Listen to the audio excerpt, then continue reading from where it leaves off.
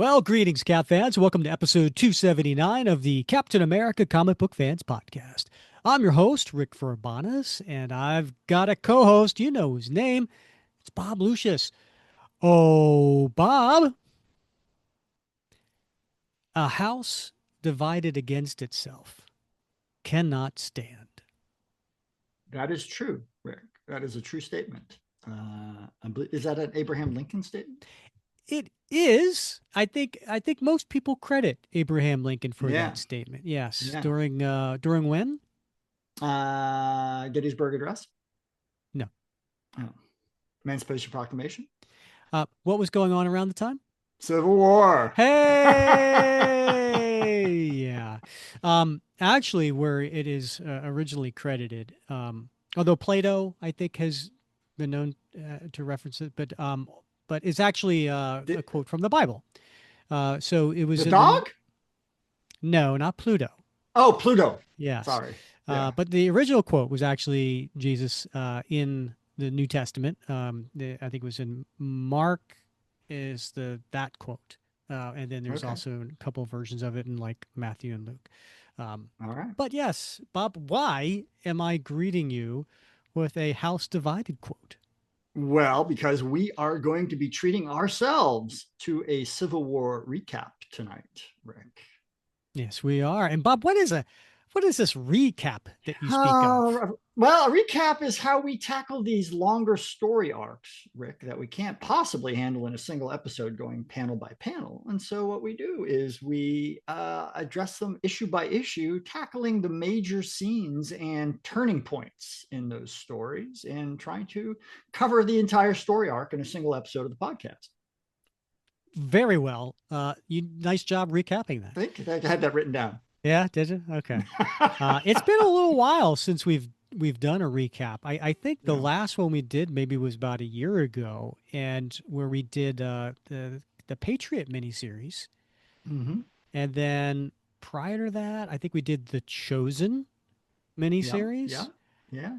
and if I keep going back, we did a Deadpool, Wolverine, and Cap story, which was Deadpool 15 through 19 in Volume Oh 5. my goodness, And we that had a was a long guest time on for ago. that one, Yeah, Bob. You remember who it yeah. was? I don't. I can't. I don't keep track of those things. I'm way too important for that. Oh, yeah. He, Yeah.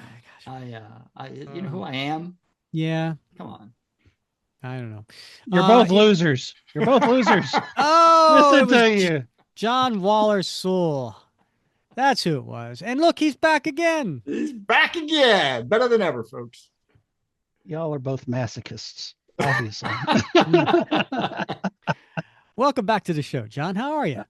Thank you. I'm doing great, man. I hope you guys both are too. We're doing well. I will say, though, I have a question for you guys, both of you guys, both of you Southerners. All right, because I know when people listen to this, it's going to be like mid-February, right? Yeah. When this comes out. But we were recording this towards the end of January, and it was just like a snowmageddon that just happened right this past weekend. Bob, I see you're still wearing a sweatshirt. I am. We're in second winter now, Rick, down here in Whoa, Southwest Florida. So is we that had anything our like second breakfast? it's a little bit like second breakfast. We get to enjoy it a second time in the Mm. season. So we had our first winter a couple weeks ago, and then it warmed up again into the mid 80s, and then here we are again with temperatures in the 40s, expected to drop down to the 30s tonight, maybe even Oh, as low as the high 20s over the weekend. So, and then mm-hmm. that's it. By mid next week, we're over it. Mm-hmm. Yeah. And Luxury. it, Yeah. Luxury. You're over there and sitting in 20 degree. I'm down here in Georgia and we have 15 degrees. We are not prepared for this kind of stuff, man. You know this, Rick. You used to live here. uh-huh. And we do not handle this stuff well. You live up in the north now where you were originally from, and you guys have all the salt and the trucks and everything like And the that. Here, technology. Yeah. exactly, yeah. Yeah. Here in Georgia, a snow cone truck jackknifes and school shut down. That's true. That's true. I lived in Atlanta from 2000. Oh no, sorry, 19. I'm getting it all mixed up. Um, it was I I think I moved to Atlanta in 1994 and left there in 2009. Or maybe it was 2000. It was 1993, 2009. It was 16 years. That's a good And spell. and when I was there, I was baffled where just the hint that it could possibly snow, they closed the schools. And I was like, what in the world? And they're like, well, we don't have sand. We don't have trucks. We can't, so we're not going to send them to school if it could possibly snow. I mean, that's just Right. Yeah. outrageous. How would they get home? Yeah. So Yeah.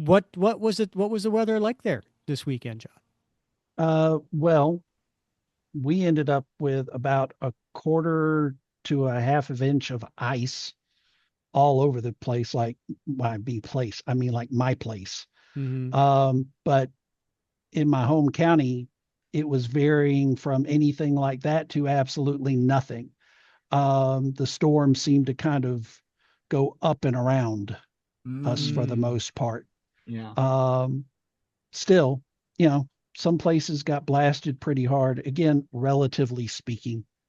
Mm-hmm. I know for us here at my house, though, we were stuck for a couple of days. Eh, it happens. Yeah. But the bigger thing was when word of this just even first started happening. Jody came home and mentioned it to me on Tuesday night of last week, and I was like, "Wait, what?" There, we have to go to the grocery store immediately. And Of course.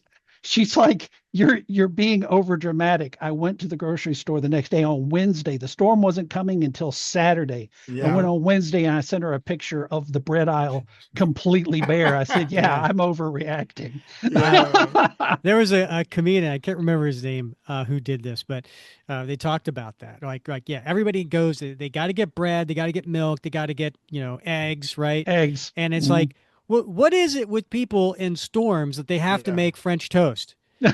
Yeah. French toast is good. It's a hearty meal, Rick.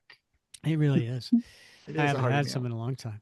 I did Well, a case study every time I teach my class, and I did it this week. I do a case study on toilet paper. mm, So because the toilet paper hoarding that goes on yeah. during Hmm. right in front of big storms or during COVID. Oh my Oh goodness, my it was God. Yeah. toilet. So I COVID. do a whole like 10-minute shtick I have about toilet paper. So make sure you get your toilet paper. Uh, do Always you, well do you, stocked.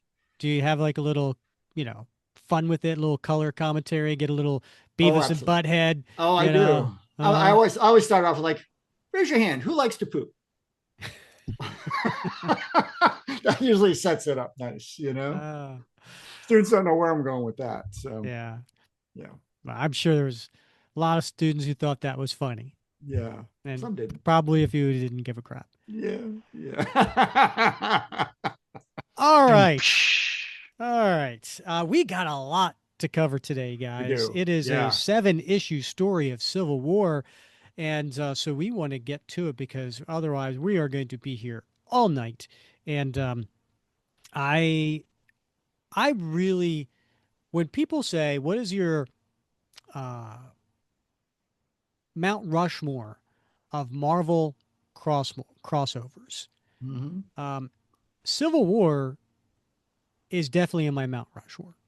Uh, So much. I mean, I we could have for that's a topic for another day of what everybody's Yeah. Mount Rushmores are. That'd be a lot of fun to Yeah. talk That about would and be great. debate. But I was always and now we'll talk about it today on why I was just always so impressed and mm, not moved is the right word, but impacted by this story, and so I can't wait to talk about it with you guys. But I also can't help but think, and John had said this before we got started, but it was 20 years ago. That's crazy. Yeah. I know. I was like 12 when I read this the first time. I gotta tell you, when I think about that, because I wait, used to, wait. I got to get an abacus or a calculator. The math is not jiving here. Abacus. Yeah.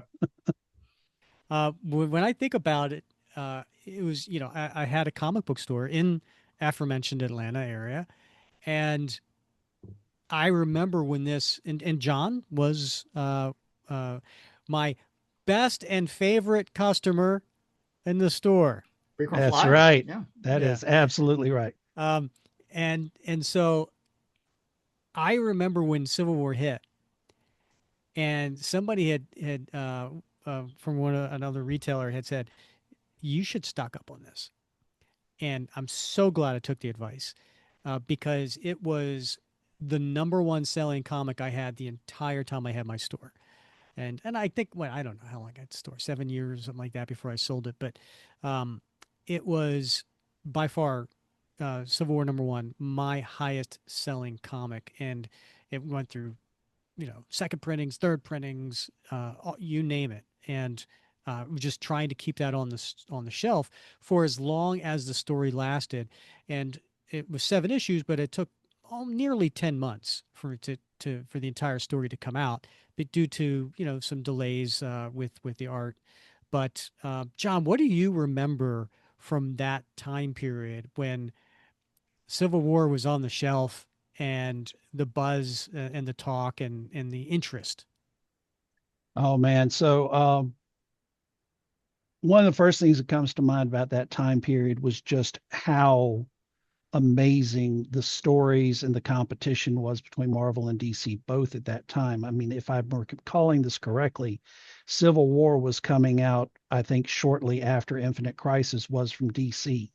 And Mm, so you had that going on. And then after Civil War, you have Secret Invasion, but over on DC, you have Blackest Night coming and Mm. in the span of a few years, but still it just that time, that whole time frame was fantastic. And being able to come to your shop and talk with Seth Talley, who some of the group will probably know, and just all being able to bounce all these ideas off. But Civil War, um, it was it was a bombshell. I mm-hmm, Mhm. mean, it just absolutely was. When it hit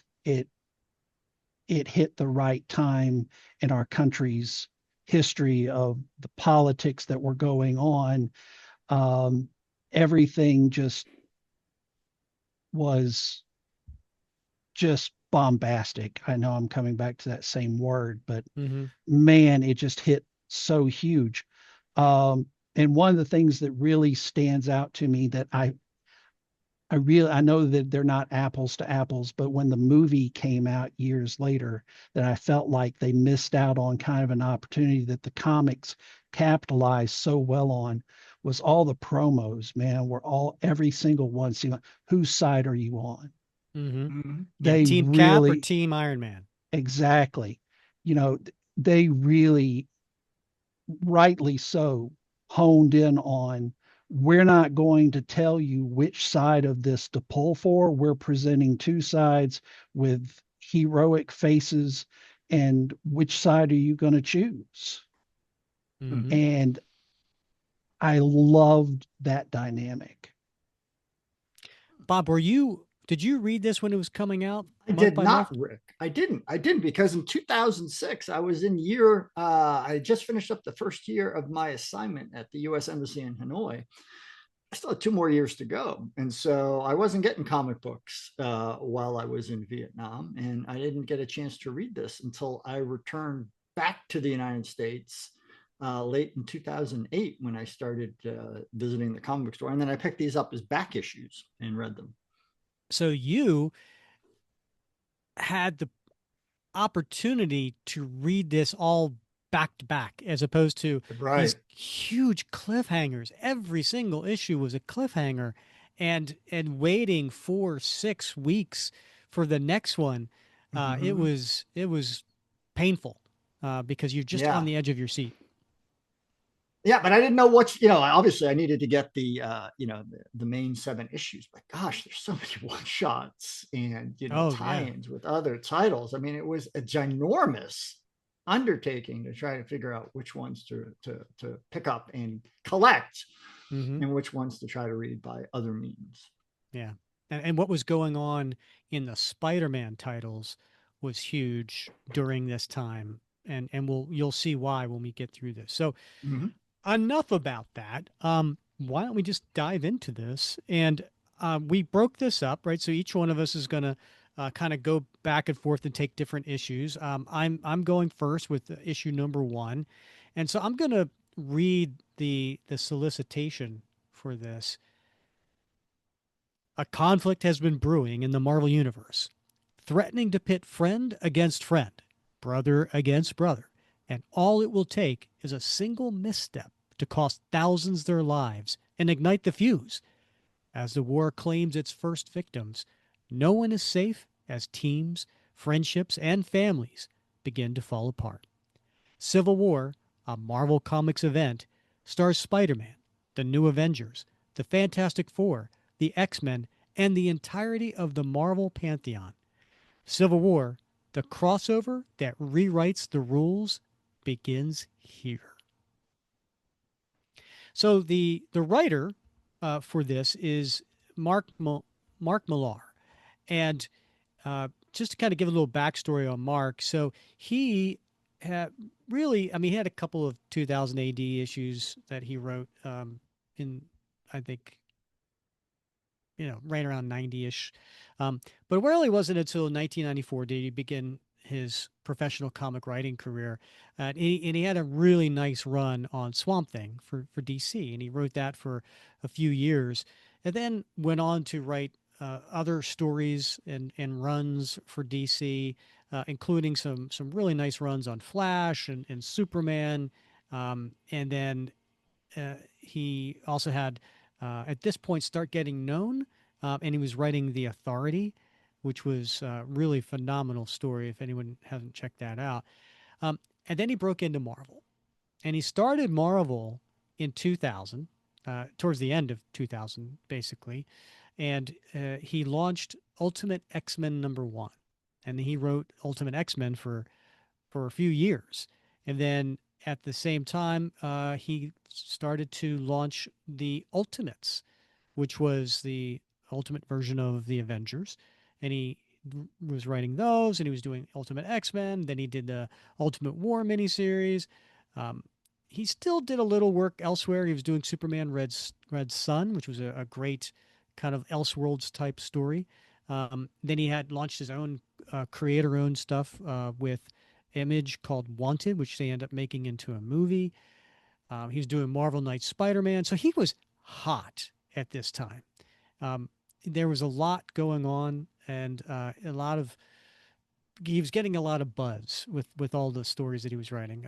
Wolverine, Ultimate Fantastic Four, and then Civil War comes. And again, he is, I guess, probably one of the top five hottest writers at the time.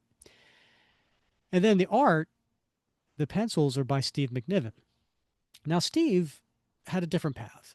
Steve started in late 2000, and he was with CrossGen, and he was CrossGen for maybe 2-3 years, doing Meridian and other stories, and then he finally broke into Marvel in 2004, and he was doing Marvel Knights 4, which was a kind of like a more mature version of the Fantastic Four.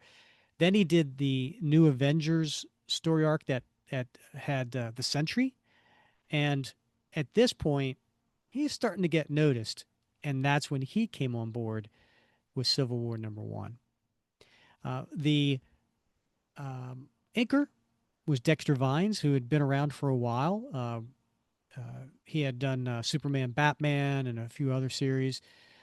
Colorist Maury Hollowell, letterer Chris Alopoulos, and editor Tom Brevoort, who was also editing the Captain America books at that time, which, by the way, just to kind of paint the picture of what was going on in the Captain America world this time, we were at the beginning of the Ed Brubaker run in Volume 5. So we are kind of going through that. Um, the last 2 years have been introducing the Winter Soldier, introducing some other things going on. So that's the world we live in right now with the Captain America. All right, Guys, did I miss anything? That was a pretty good recap right there of the creative team. Well done. I agree. So I'm going to give a my recap of issue one, and I'll be honest with you, I pretty much stole this from MarvelFandom.com, but I added some of my own thoughts into it. So the issue starts with the New Warriors, which have been around for a little while, young superhero team, and they are um, at this point involved with a reality show type series, and they are with a camera crew, and they're outside this house of where they found these four villains, and the four villains are not too many people that you know about, but they've been around. So we had Cobalt Man, Speed Freak, Cold Heart, and Nitro. And one of the New Warriors, Microbe, tells Speedball that they're out of their league and they really shouldn't take on these villains. And Speedball, he's kind of young and brash, and he disagrees, saying that, well, they need a big ratings boost since Nova left the team. And so at this point, the villains spot the New Warriors and becomes a huge brawl. And during the fight, Namorita, who is Namor's cousin, chases after Nitro, who runs near a school park.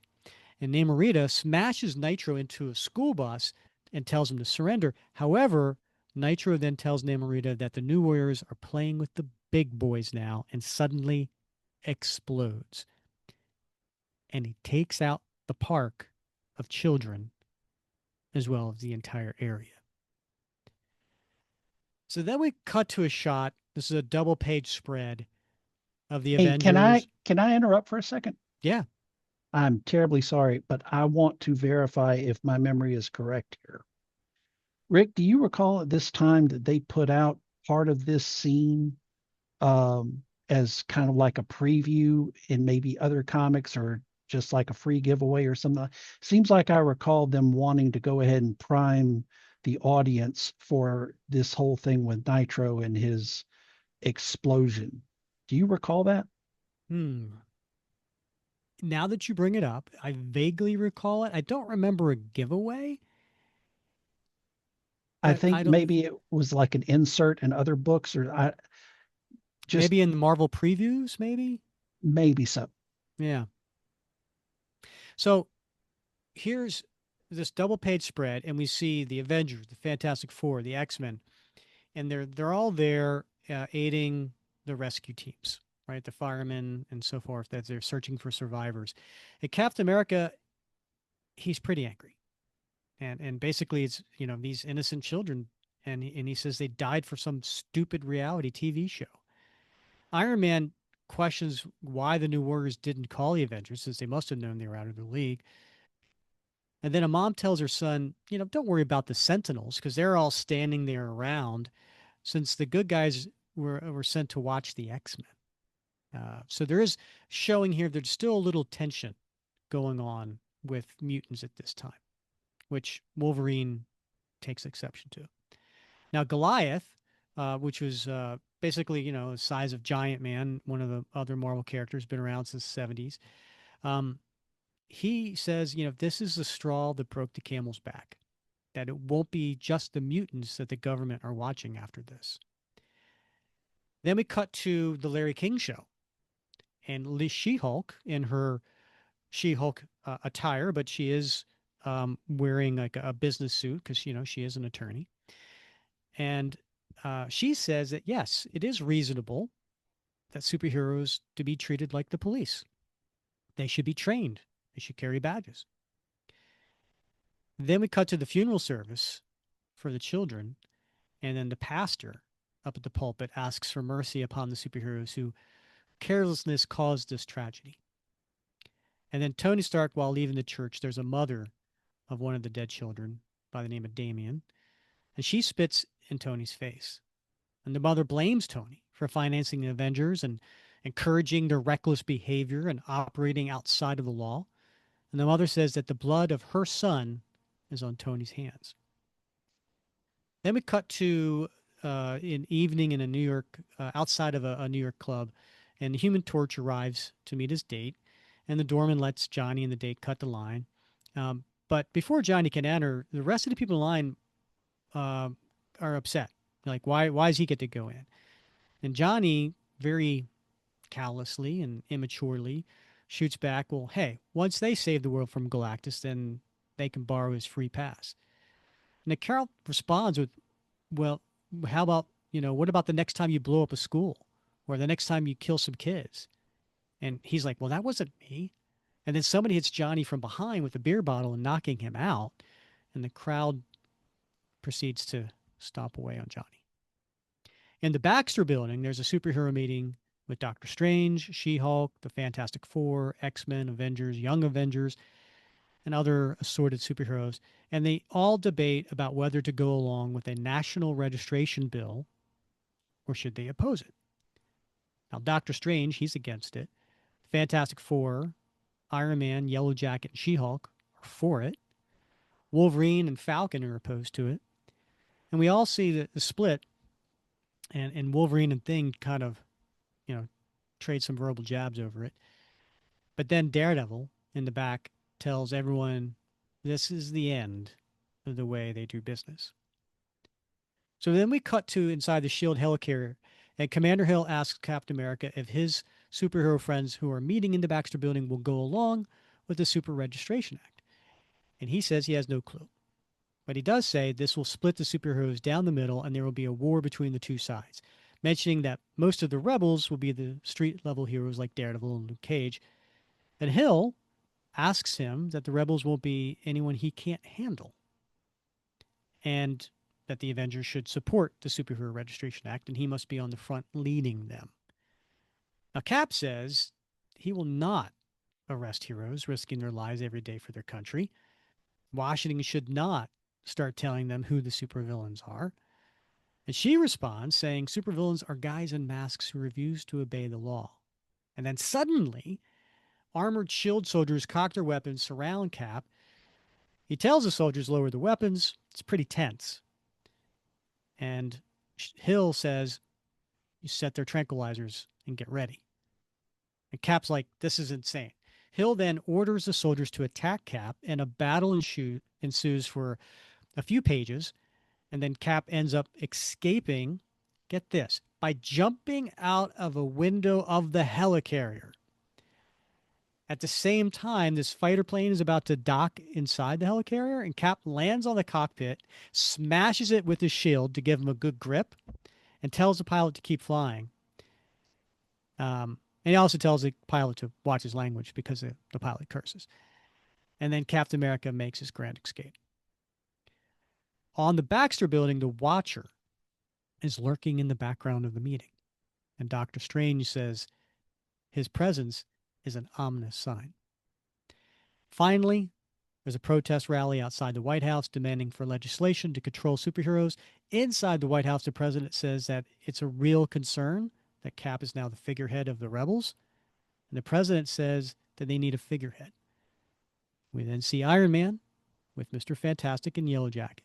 And Iron Man tells the president to push ahead with this registration as planned and that they will deal with Captain America. The end of issue 1. Wow. I know, right? Yeah.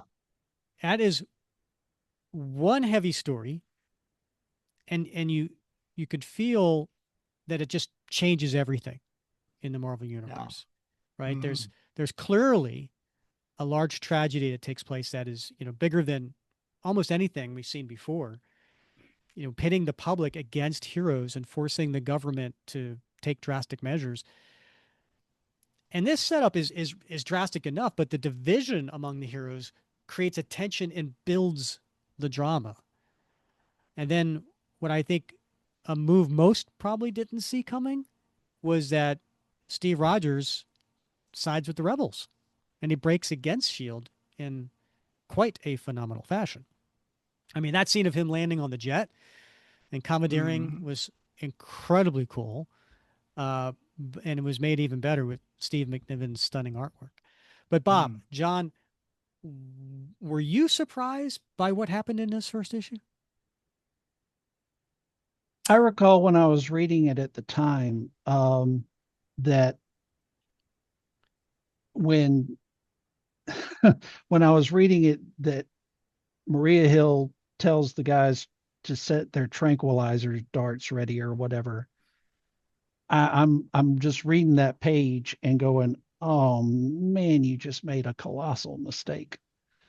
Who, Um, them or Cap? Maria and the team. I mean, I was Mm-hmm. like, you just pulled a pin on a grenade. Um, and I've wondered, even now rereading it, it's like I wonder if they kind of put him in that position. You talk about he joined the rebels. At that point, there weren't really rebels to join yet. What it Mm-hmm. was is he kind of just rebelled on his own because they're telling him, get in line with this or we're going to take you down. And Cap's like, I don't do real well with bullies. Mm-hmm. And so he jumps out a window. And I agree with your assessment. It was very, very inspirational, heroic as he lands on that plane and all that. But I I don't know that I was really surprised. Maybe because of the that framing. Um, we'll get to surprises, I guess, later in the series. Okay. Bob, what about you? Were you surprised Well, at anything? I will tell you that, yeah, I was surprised at how quickly Captain America got upset, because normally he's a very calm, measured individual, right? Not easily flustered. But in that meeting with Hill, he got angry very very quickly, and so it became very apparent that this was not going in a direction that Hill anticipated. Mm-hmm. And maybe the readers wouldn't have anticipated. It might have thought. Now, of course, they got to move the story along, but I would have thought there'd been a little bit more. I mean, Cap's the sort of guy. Like, yes, I know he stands on principles, but he wrestles with things too. And this is a pretty momentous thing. Now, the other thing is that Stanford, the just the death, like Mm-hmm. decades, we don't go decades go by in comics and we don't really see large scale death. Right. So that was rather jarring in and of itself as an opening for this series, and I think a lot of readers probably were shocked by that at the time.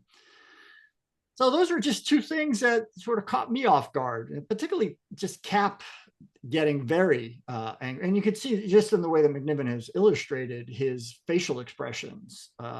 He was angry right Mm-hmm. up front. So yeah, we'll see where this goes, my friend. Now All might be a right. good time to interject something that I found out after rereading in preparation for this podcast. And I did not know this. Don't know if you guys were aware of it, either one. According to a report that I then followed up on to try to track down the actual written interview, um, writer for Civil War, Mark Millar, originally came up with this Civil War idea as taking place in the Ultimate Universe, which Well, would that makes sense. explain a little bit more of Yeah, Cap's demeanor throughout this yeah, series. Hmm. that's a good point. Yeah, that I, does that does solve a mystery. I I don't know. We have seen Cap Steve get upset multiple times, and I don't think it's as out of character as maybe you think. In my mind, like he just saw lifeless child bodies, right? And he he saw, you know, he okay. Let's go back to what you said, Bob. Right? Like we don't see that. We have, when was the last time we saw something that big happen in Marvel Universe? When was the last time Cap saw something like that? Right? And so I think, he's outraged by the fact that it was carelessness and for a stupid reality show that this happened. So I we've seen him angry before, and I think it's a justifiable reason for him to be angry. I agree that it's justifiable, but I do think that this, as well as things that are coming, there felt to be a little bit of a pronounced shift away. I agree with something Bob was saying that Cap in the main 616 is usually a little bit more measured. I hear what you're saying. In this kind of circumstance, that could cause you to not be so measured. He's running a little bit hot. And then, like I was even saying, he got painted into a corner. But reading some of his words, and it could be hindsight or whatever now, having read the way Cap has been portrayed in the 616 since. But still, I was reading, I was like, this feels a little bit hard, even for these circumstances. And then when I found that interview, I was like, oh, wait a minute. Mhm. If even if you just go with the sense of Mark had been writing Ultimate Cap in Ultimates for so long, that alone may have colored a little bit of the presentation because Cap, some of the things he says in this, it it reads, it sounds like Ultimate Captain America. Yeah, yeah, and some of the things he does, and which Mhm. we'll get to, I'm sure. All right, well, let's get to it then. Bob, you've got number two. Now, number two has the same creative team. Indeed. So, let's hear your recap for this All issue. right. So this story it starts off with a bang, Rick, because we got a full page splash, and I should say the title printed at the top of that first page is Captain America Goes Underground. So that kind of gives you a hint in the direction that this story is going. So we start off with this beautiful, gorgeous full page splash of the Vulture and the Grim Reaper, and they are chained to a concrete pillar, and they are looking pretty bad. They have been beaten, bloodied, and bruised, and they look sad and pathetic.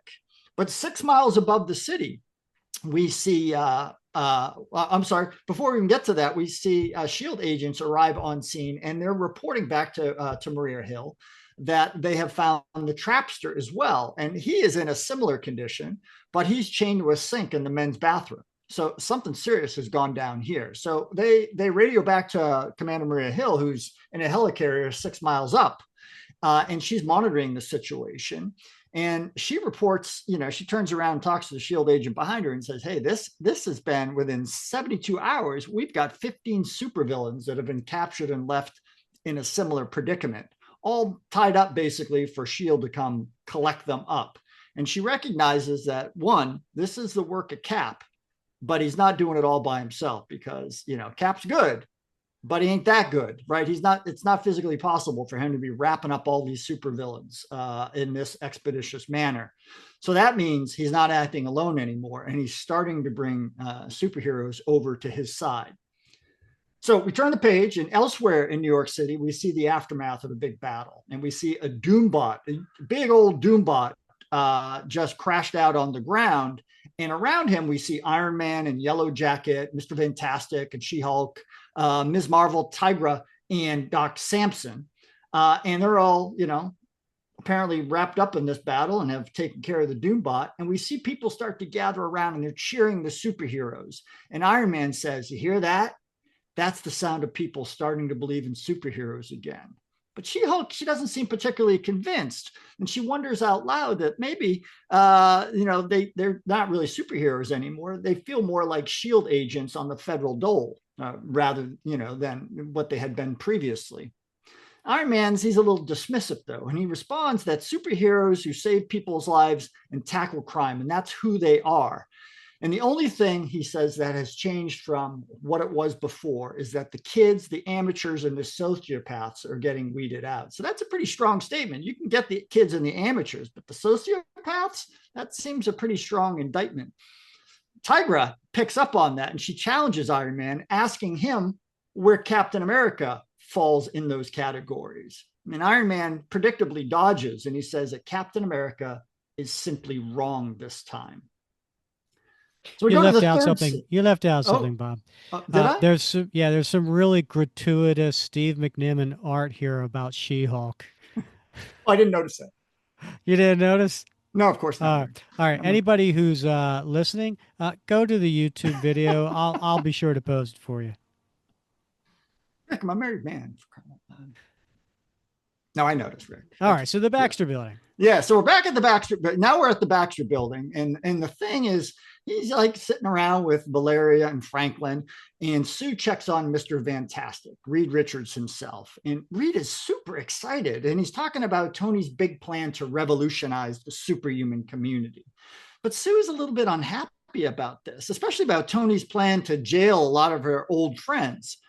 Reed, acknowledges that it's unfortunate, but he thinks there's no other option, and he shows her his projections of the exponential growth in the superhero, or I should say, the super being population, and the inevitable negative consequences that will go with it on society if their activities aren't brought under control.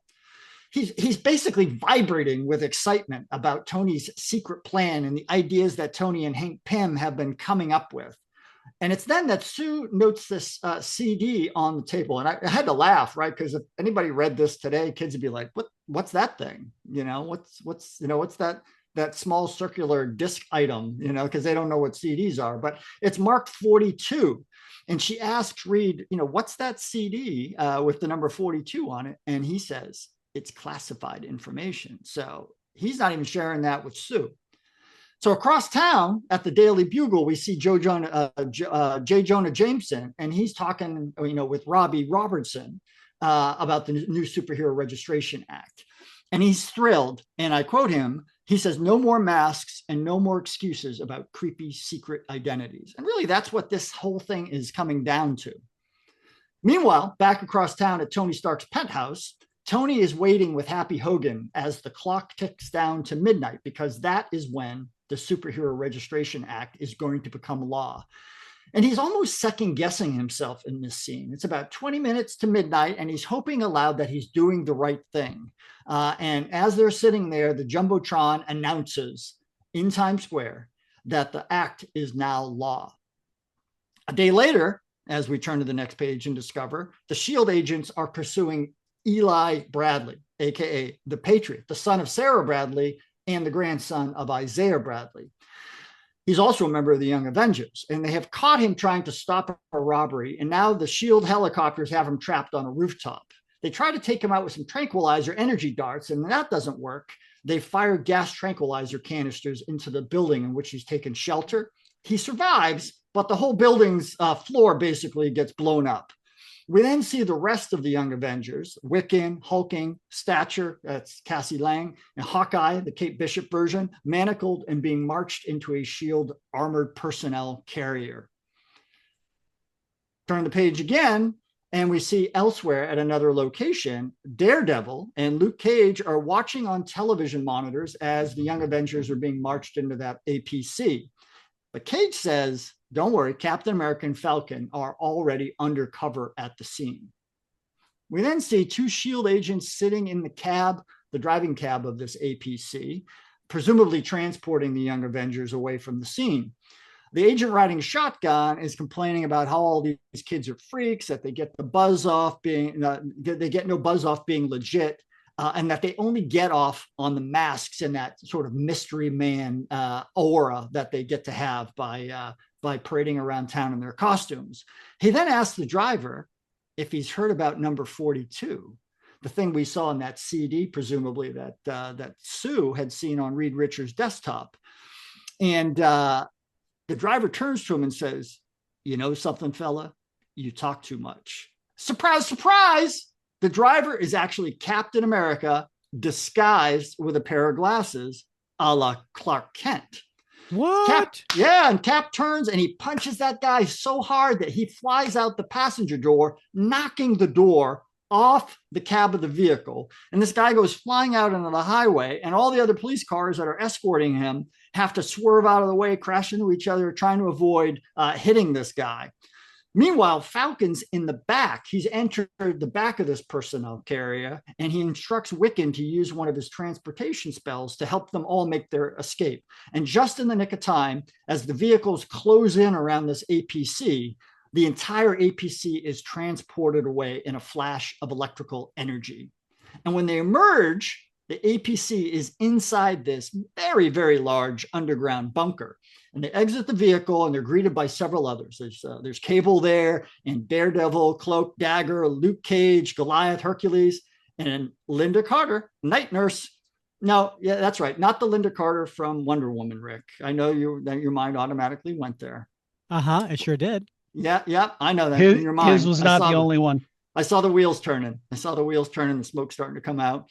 So Captain America explains to them that they're in the Shield house, Shield safe house number 23, and there are apparently 28 of these safe houses littered all around the globe, known only to level 33 Shield, 33 Shield officers. And there's only one level 33 Shield officers, and that's Nick Fury.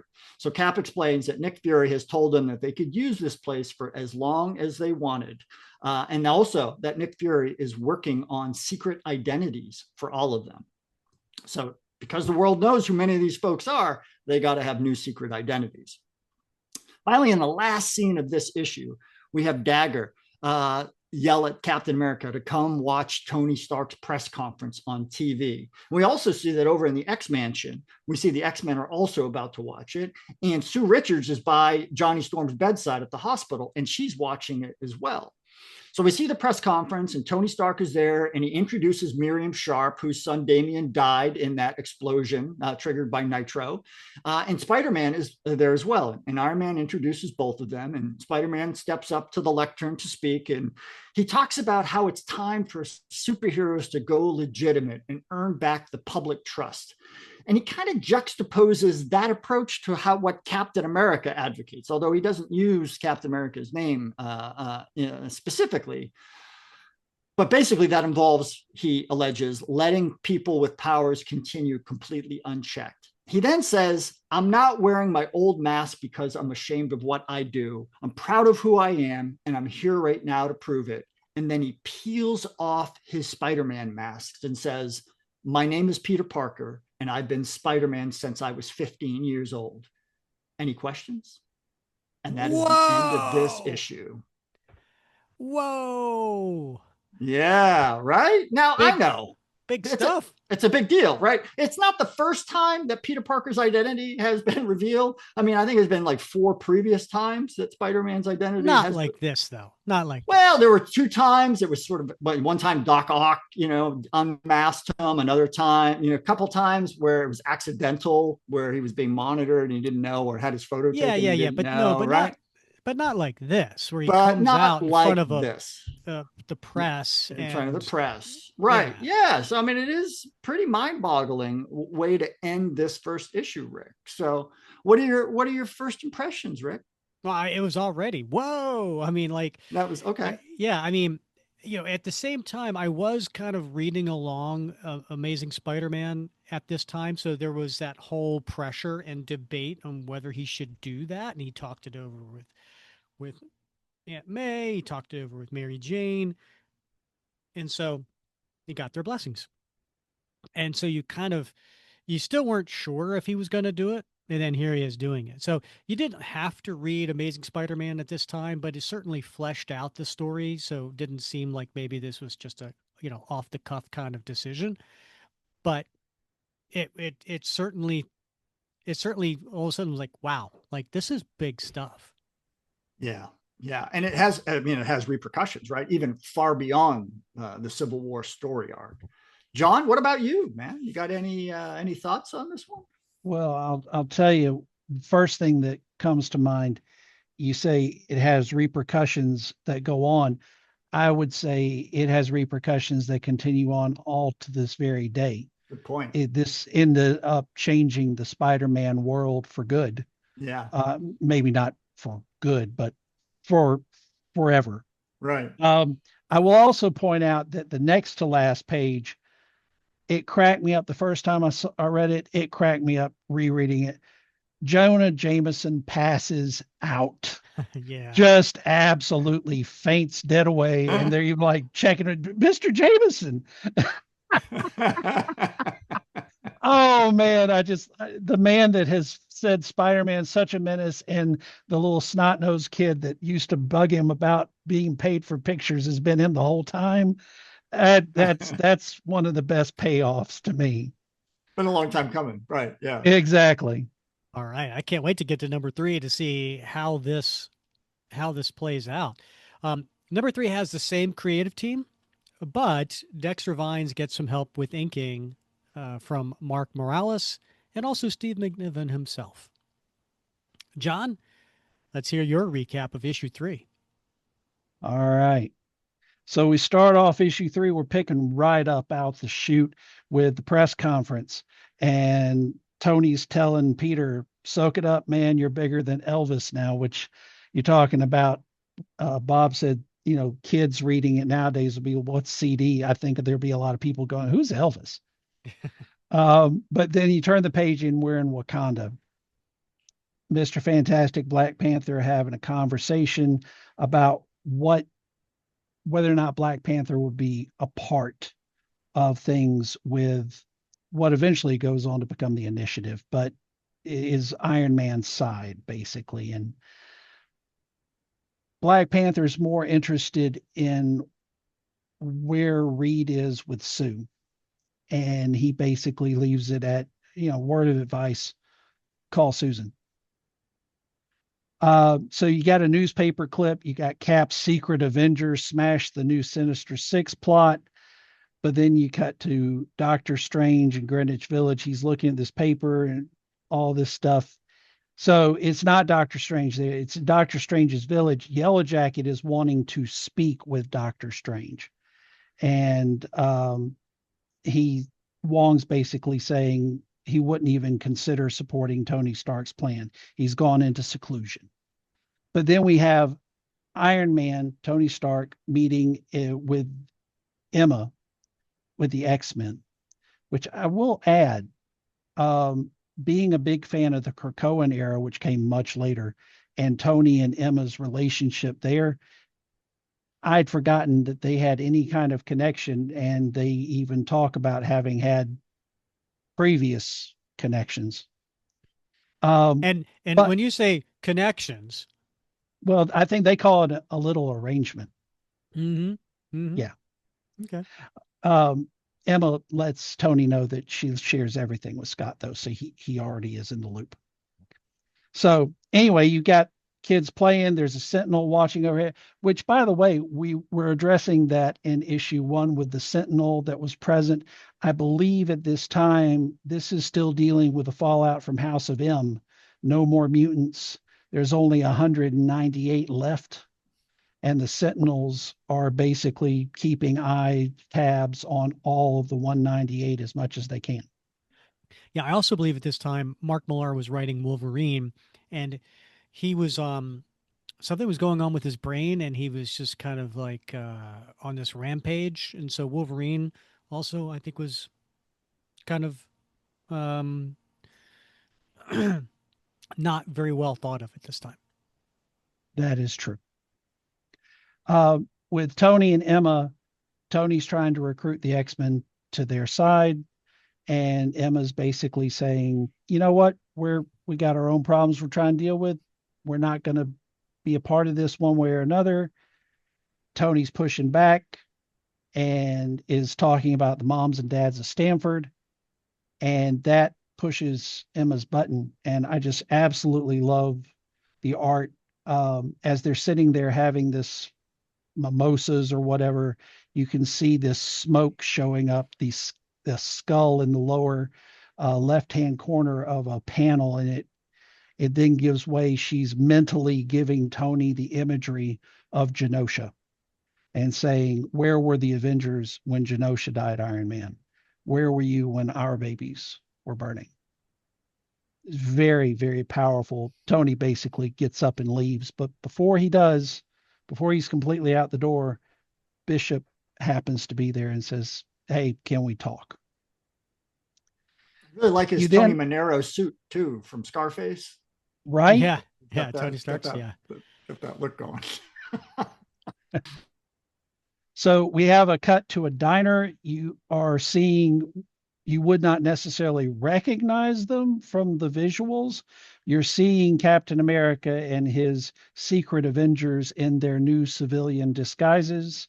And thankfully, the captions give you who it is you're looking at. It's Captain America, Hercules, Daredevil, and Goliath. And they're I'm sorry. talking up. I'm Sorry. sorry to interrupt. I have to say, I've thought this before when his name was mentioned. I will think it now, and I will think it throughout the rest of this episode. Say it. Every time I hear Hercules, Hercules, so it's in my head. Now it's in yours. Got it out of the way. Now, Okay, good. now it's yeah, okay. Thank you so much for that. So they're talking about their civilian identities and um, basically just discussing the situation. Um, and Cap happens to mention that he's thinking about a make an appointment he had 10 minutes ago with a kid from the Make-A-Wish Foundation. I told him we'd play baseball in his backyard for a while, but the place is probably crawling with cape killers.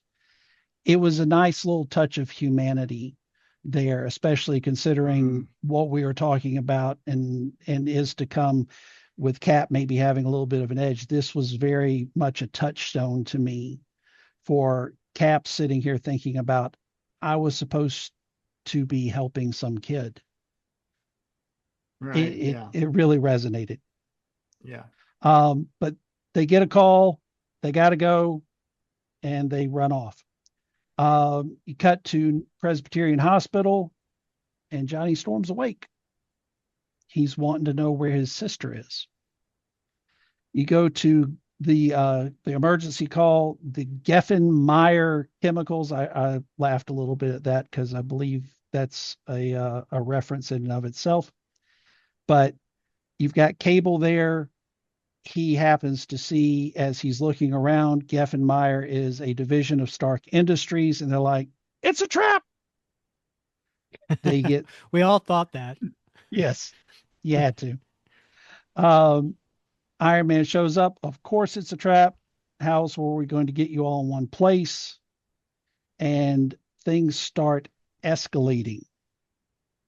I do note this was a little bit of a hint of things to come. Iron Man has the Thunderbolts with him, who are reformed villains. That's going to be some foreshadowing in the near future. Yeah, You have radioactive Cap. man. Yeah. Yeah. You have Cap and Iron Man having a standoff, trying to talk this out. Iron Man's like, Cap, please, I know you're angry. You've known me half my adult life. You know I wouldn't do this unless I believed in it with all my heart. And Cap gives him 5 minutes. He gives him that time, shakes his hand, and Spider-Man's excited until Iron Man looks down and goes, "What the hell?" And when Cap shook his hand, he put a little neutralizer on his hand, and it's not going to be 5 minutes. It's go time. Goliath grows up really big. Hank grows really big, and they're wrestling with each other, and people are just fighting left and right. And there's helicopters coming in, and Spider-Man's in the mix. You got him trying to take Cap's shield away from him. Iron Man gets himself rebooted. And during this fight that comes next, Iron Man brutalizes Captain America. Mm-hmm. I really want to just hit home with that. You talk about back in issue 1, Bob was asking, we're talking about surprises, and Rick was asking if we were surprised. What surprised me when I was reading this the first time, and it hit me hard again, the top of one of these pages, this like half page splash practically, Iron Man just decking Captain America across his face, mask torn, blood splattering. I mean, it is brutal.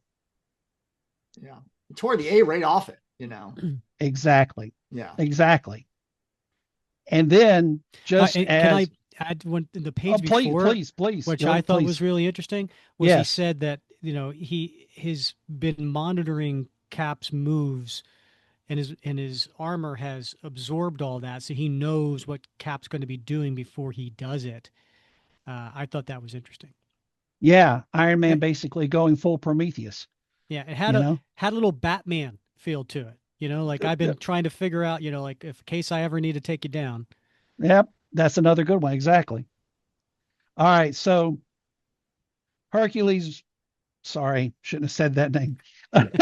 Herc gets away and tells Cap he's coming, and Maria Hill says, um, codename Lightning has first pass at this, and there's a lightning strike that comes down and just absolutely blows Herc up into the air.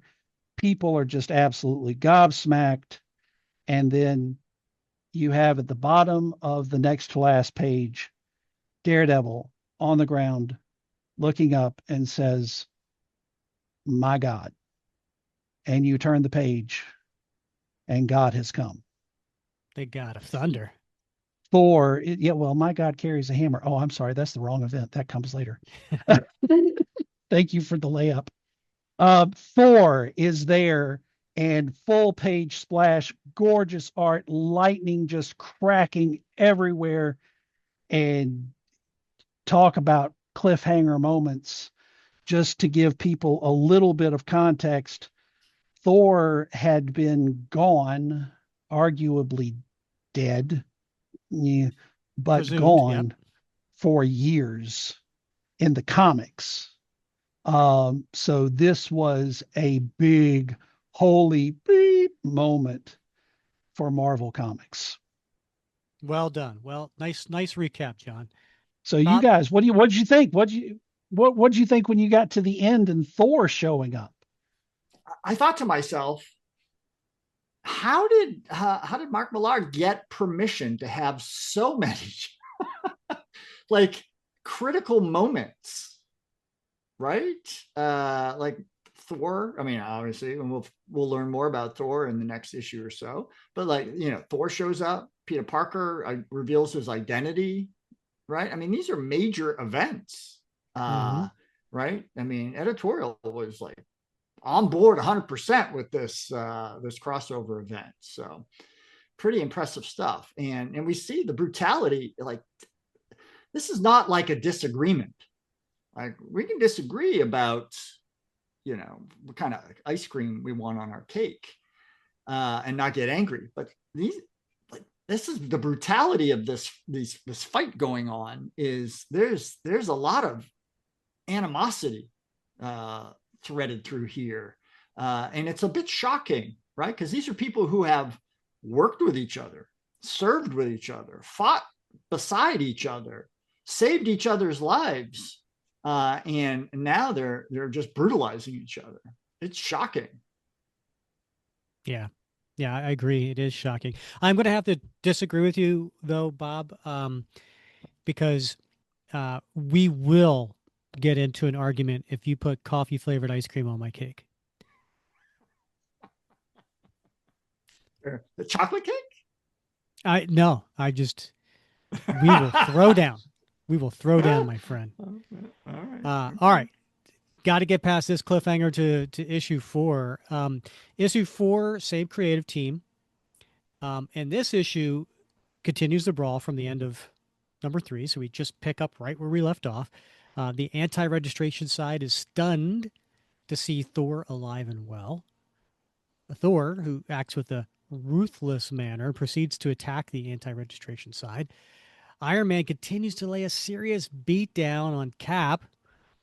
Goliath then looks to take on Thor, and Thor responds by blasting a giant bolt of lightning through Goliath's chest, killing him instantly.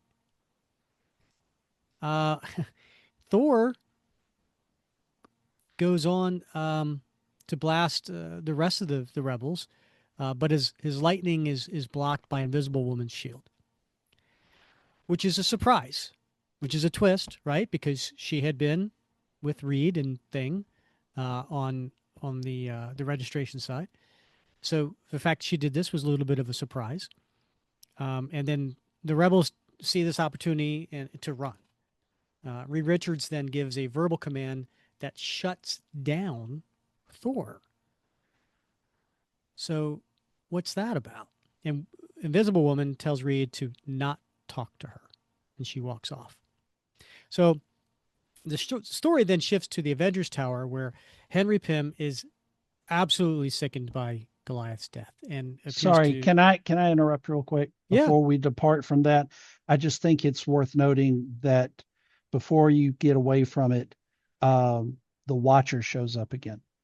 mm, Uatu shows up just to basically look down so sadly at these what all's happened, particularly at Goliath's corpse. yeah, yeah, good point. Um, so we go to the Avengers Tower, and Pym reveals that Thor is just a clone, and that Tony had been holding on to a strand of Thor's hair since the first meeting of the Avengers. Talk about Batman stuff again. Yeah.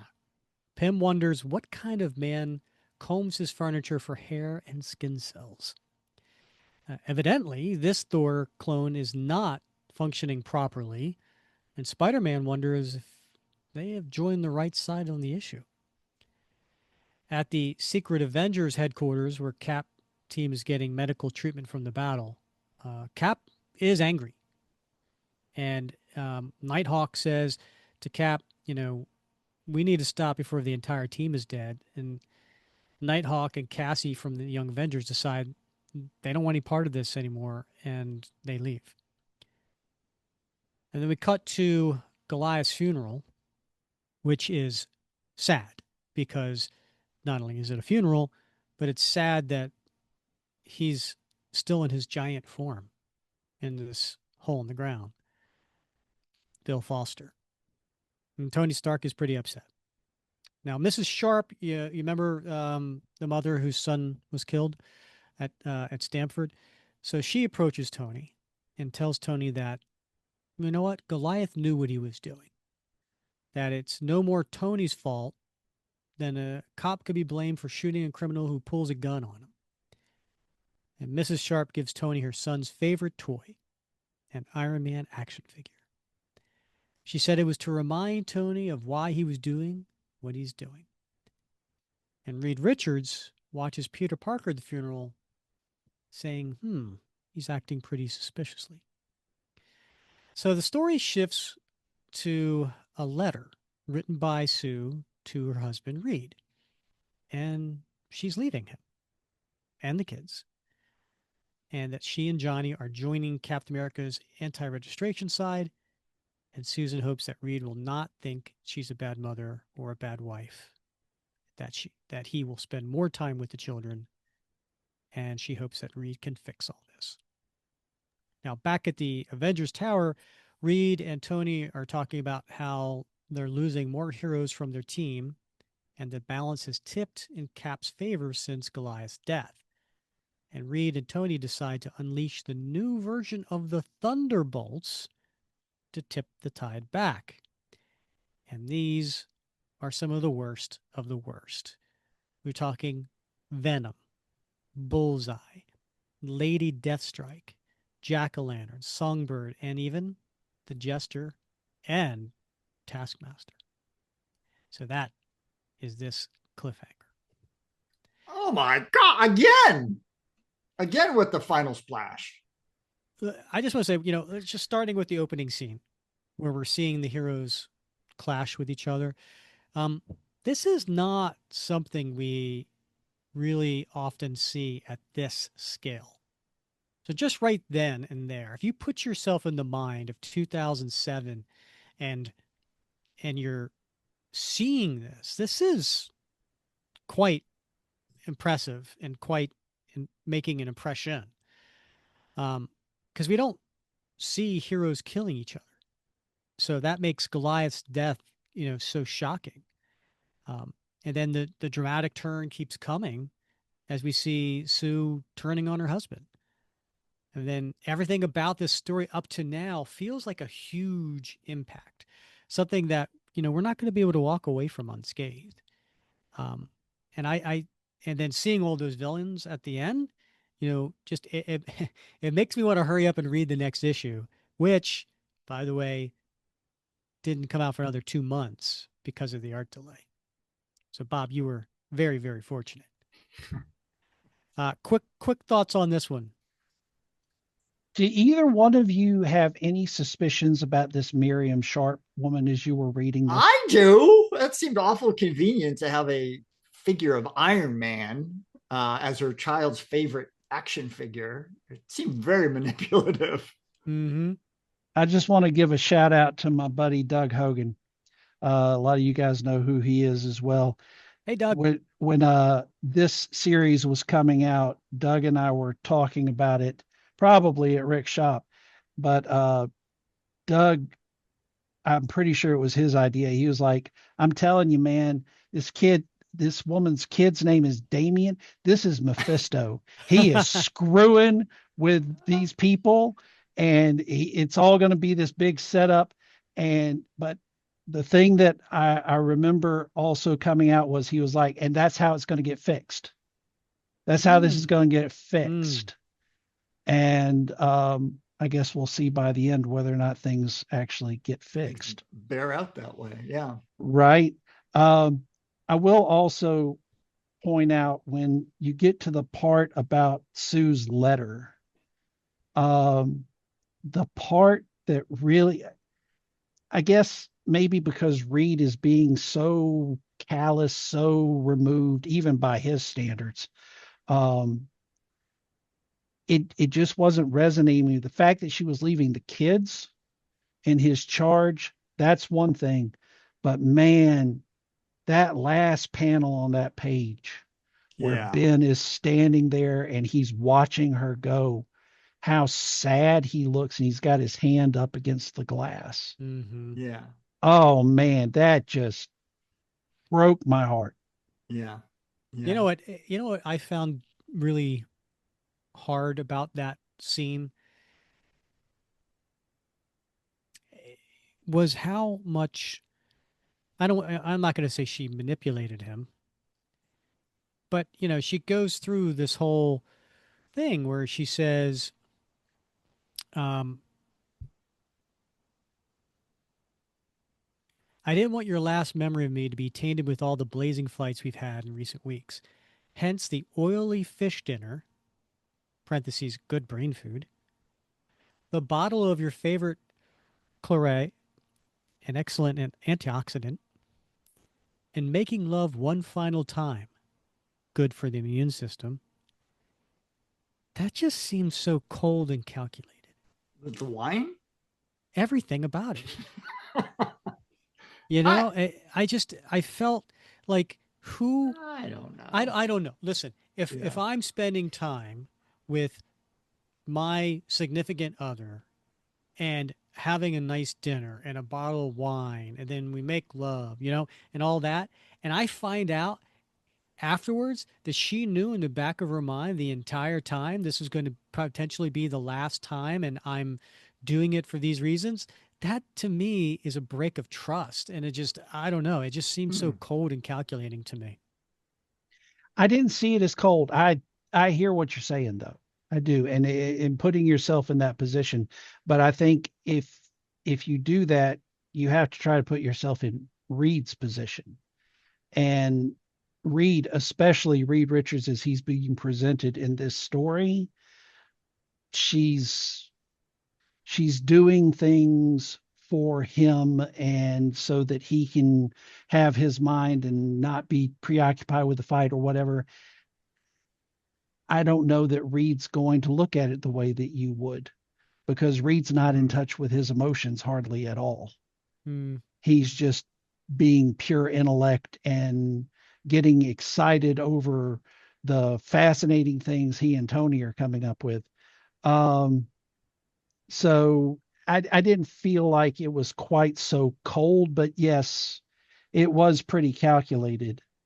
Um, I the thing that really I guess stood out to me when you were rereading it, Did I making did I love. mispronounce the No, the no, wine no, wrong? no, no, no, no, no, no, no, no, no. No, I just didn't notice it really until then is when you read it out loud. Making love one final time. I don't think Sue was anticipating she was going to be coming back. Yeah. Yeah. Like That's what I felt was so cold. I mean, like if two people are making love and one person in the back of their mind is like, this is the last time and you don't know it. I don't know. There's it just maybe I'm not expressing my sentiment here correctly. She had just seen Goliath get his chest burst open. Mhm. I'm not saying that she's like saying one final time, I'm not coming back, we're breaking up. I'm saying Sue's going away thinking, I'm probably going to die. Oh, That's how interesting. I read it as well, John. Yeah. Interesting. I did not Yeah. think of it that way. That is a very interesting point. This isn't And if a, I that's, want you, I was going to say, this go ahead. isn't a, her mindset is not that like, I'm doing this because I want you to then apologize and change your ways. It's, I'm doing this because I'm going to go do this thing I believe in. And it's probably going to end up being the death of me. Well, I don't want you to think I thought that that was the reason she was doing it was like I want you to feel guilty and change your ways. No, that wasn't I didn't think that at all. Um, anyway, let me ask you guys a tough question. At this point, when you are reading and you just finished issue 4, were you Team Cap? Were you Team Iron Man? And had that changed at all since the first issue, or you have been that way the entire time at this point in the story? Um, you talking about when I was reading this when it's first coming out? Mm-hmm. I was Team Cap the entire time. How about you, Bob? I'm not so sure. I'm not even so Right? sure I am entirely Team Cap right now. I know, Uh, right? yeah, I'm struggling with this. That wasn't the question though, Yeah, because we'll get to that when we're discussing at the end how things might have changed over the years. But yeah. at the Well, first time you were reading yeah. it, I might have been leaning more toward Team Iron Man at the time. I was a very different person back then, and although I was well on my way to evolving away from who I was in my 20s and 30s, yeah, there was still that tug. Um, where I would have had a very difficult time. As much as I love Cap, respect and admire the character, I had a hard time understanding why he was so adamant to I'm the with you, point of Bob. I, fracturing the community. I'm with you because I'm a very pragmatic, rules following type of guy. I have been my Mm-hmm. entire life, Mm-hmm. and but that's not to say I don't question authority because I do, Right. Yeah. and it's not to say I don't point fingers when I feel that the authority is wrong. But I didn't necessarily feel the authorities were wrong here. Yeah. I mean, there's being a mask vigilante. I totally can see why the public, was upset. I could see why the government reacted the way they did. I could see why some of the heroes were like, "Yeah, it makes sense. Like, let's get training. Let's be legit. Let's be on a payroll." Right. Yeah. Now, Can I get some dental insurance? yeah, I mean, Yeah. but on the other hand, and maybe this is a Libra in Yeah. me, where I'm very even scaled and I see both sides and I play devil's advocate more Yeah. than I like. I can also see like, but wait a minute, now you're going to start telling me who the bad guys are. Now Yeah. you're going to start telling me who and where I can fight. Now you're going to potentially put my loved ones at risk because my identity could get out there. Um, so I see that side of the story too. So I think I was very torn when reading this at this time. I don't know. I mean, as Captain America fan, being my number one hero, I wanted to be Team Cap. Yeah. Um, but at the same time, I felt like it was like there's win-win situations. I felt like this was a lose-lose situation. Yeah. That's a nice way to put it. that's Yeah. fair. Yeah. And That's I don't think fair. we can't divorce it from, like, if you're talking about reading this, in that rough time frame, even though I read it a little bit late, um, you can't Yeah, divorce it remember from, this was 5 years after 9/11. yeah, and 5 years after the Patriot Act, which is what we're analogizing here, right? Mm-hmm. And so that's a very different situation, and we can argue about the particulars of that. And so the author is trying to take social reality and mirror it in a way that makes sense in the comic world, and it doesn't fit perfectly. And so it does leave a lot of that gray area, I think, for us to wrestle with. Going back to that final page, first of all, just the art is amazing. Those villains standing there, I can't help but go back to Iron Man standing over that Doombot, talking about how, yeah, well, we're not going to be having sociopaths, Sociopaths. Right. Yeah. and yet here we are, front and Here we center, are. bullseye. Best That man intentions. is an Yeah. absolute sociopath. And Yes. then I will also point out, because context not only of what's going on in our world, but context of what's going on in the Marvel universe at that time. You say that's Venom. Yeah, it's Venom. That's Matt Gargan. That's not Eddie Brock. Good point. That is Venom when he is one of his most villainous forms. Mm. So we are talking about Taskmaster, who is utter mercenary, Jester, Jack-o'-lantern, Lady Deathstrike, Bullseye, Matt Gargan is Venom. The only person that's got remotely anything close to a conscience in this is Songbird in the background. Sure. Mm-hmm. Good point. All right. Let's get to issue 5. Bob, what's your recap? All right. Well, as you recall from the end of the last issue, we've got Sue leaving Reed and her family to join Cap's side. And this issue opens up in New York City with Sue and Johnny Storm outfitted in their uniforms being pursued by the superhuman restraint units. Those are the Cape Killers. And they're chasing them through the city. And finally, Sue turns on her invisibility, and Johnny manages to get them away from the Cape Killers. So it's just a couple pages, but it ends with a really interesting scene inside of one of the S.H.I.E.L.D. Inside the S.H.I.E.L.D. helicarrier, when one of the agents is talking to another, and he says, "It has to be said, flooding the streets with S.H.I.E.L.D. agents has made an enormous impact on criminal activity. Our boys keep this up, and we might not even need those new thunderbolts." So there's a broader goal here. It's not just apparently rounding up the super beings, right? They're impacting basically what's going on in the city. They're driving crime level down by just flooding the streets with S.H.I.E.L.D. agents. So take that as you will. So in the next scene of this issue, we've got Nighthawk and Stature, who, as you recall, in the last issue, had left Cap's team. And now they're over at Stark Tower for a pro-registration event.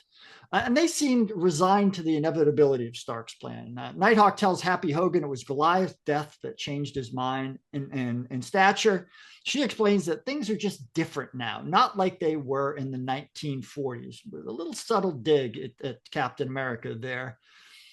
Happy says, "Look, Tony wants to welcome you personally. I don't know why he's running late." But in the next page, we see why he's running late, because he's facing off with Spider-Man now. And Iron Man's telling Spider-Man that he's acting like a lunatic, and he asks him to sit down, let's have a conversation and talk this out. But Spidey's fired up about Stark's plans for this negative zone prison that he's designed. And, Tony's saying, look, like, we got to have the negative zone prison, because we can't just send these super beings, superheroes, supervillains. We can't send them to regular prisons and jails. They can't hold them. We got to have something special for these metahumans. And he goes on to tell Peter that, many in the government and S.H.I.E.L.D., they wanted to completely outlaw all superheroes. So this registration act is simply, a natural compromise. It's a reasonable compromise. And but this is where Tony makes a mistake, because he mentions Aunt May and Mary Jane, and that's when Spider-Man punches Iron Man and sends him through the wall. Peter then tries to turn and get away from this scene, and he goes to the windows, but he can't break through the windows. And Tony tells him that those are reinforced windows. But just then, Cape Killers come onto the scene, and they're trying to attack Spider-Man, but they accidentally blow out the windows, allowing Spider-Man to escape, leaving Tony there by himself. So Maria Hill then radios Tony Stark to inform him over his protest, might I add, that she's sending these new Thunderbolts after Spider-Man. And she says, I know we couldn't trust this guy. So specifically, she dispatches Jester and Jack-O-Lantern, who pursue Spidey down into the underground sewer system of the city. And these villains are like pumped, right? Because they don't like working for S.H.I.E.L.D., and they make that clear. But they do love the chance to beat up on Spider-Man and do it legitimately. So they lay a serious beat down on Spider-Man. But before they can kill him, which is what they want to do, they hear from up above saying, hey, we're coming to pick him up, so back off. But they're not able to accomplish that because out of nowhere, boom, Jack-O-Lantern's head explodes, and they've got somebody else there rescuing Spider-Man. And who is it? None other than the Punisher himself. Frank Castle. Turn the page. Yeah, Frank Castle. Across town, we see the Invisible Woman and a Human Torch, Sue and Johnny, and their new disguises given to them by Nick Fury, their new secret identities. And it's a little bit of a testament to Fury's odd sense of humor that these new identities have them posing as husband and wife. So we see them entering Captain America's new headquarters, where the anti-registration forces are really deeply embroiled in a meeting. The heroes are actually discussing how Cloak and Dagger got caught by the pro-registration side, and Cap is angry that for every person that seems to be coming over to their side, every couple of people that comes over to their side, they seem to lose one to the Cape Killers. Suddenly, this is beautiful. It's like a gorgeous splash page. Oh, they all Bob, turn. can I also, you talk about Cap. Well, I think we should point out Cap's looks rough, right? Like Yes, he he's in does. his Yeah. arms in a sling, his face is all, bruised up and battered. His costume looks a little, tattered. He's still suffering from that beat down from Tony Yeah. Stark. Yeah, he's got bandages on his face, and we know Cap heals quick, right? So this is not long after, but he looks haggard. And they all turn because who walks in the door but Frank Castle in his Punisher garb, and he's cradling Spider-Man in his arms. And he says, this guy needs help. And so they usher off Spider-Man to the infirmary, where he's treated by Jane Foster and Linda Carter. Wonder Woman. No, Night Nurse, right? Meanwhile, the Falcon's like interrogating the Punisher, like, hey, which side are you on? And the Punisher responds that since now the pro-registration side is enlisting the aid of known thieves and killers, he's now on the anti-registration side. We'll talk more about that in a little bit, I'm sure. This generates some controversy among this anti-registration group, as several members of the team, like Monica Rambeau and Stingray and Johnny Storm, they're not exactly thrilled that Punisher is around. And then they turn to Cap and they're like, are we going to let this guy stay? And Captain America gets a little abrupt, and he's like, shh, everybody, pipe down. I got to mull this over. Meanwhile, in the shadows, we see Tyra. Okay, all right. His actual words were, quiet, Cage. I'm thinking. All right, fair enough. Right. Fair enough, right? So, and then we see Tyra in the shadows, and she's on her cell phone with Tony Stark. And I'm wondering to myself, who lets cell phones in a secret underground bunker facility? Like, do they not have, OPSEC? But I digress.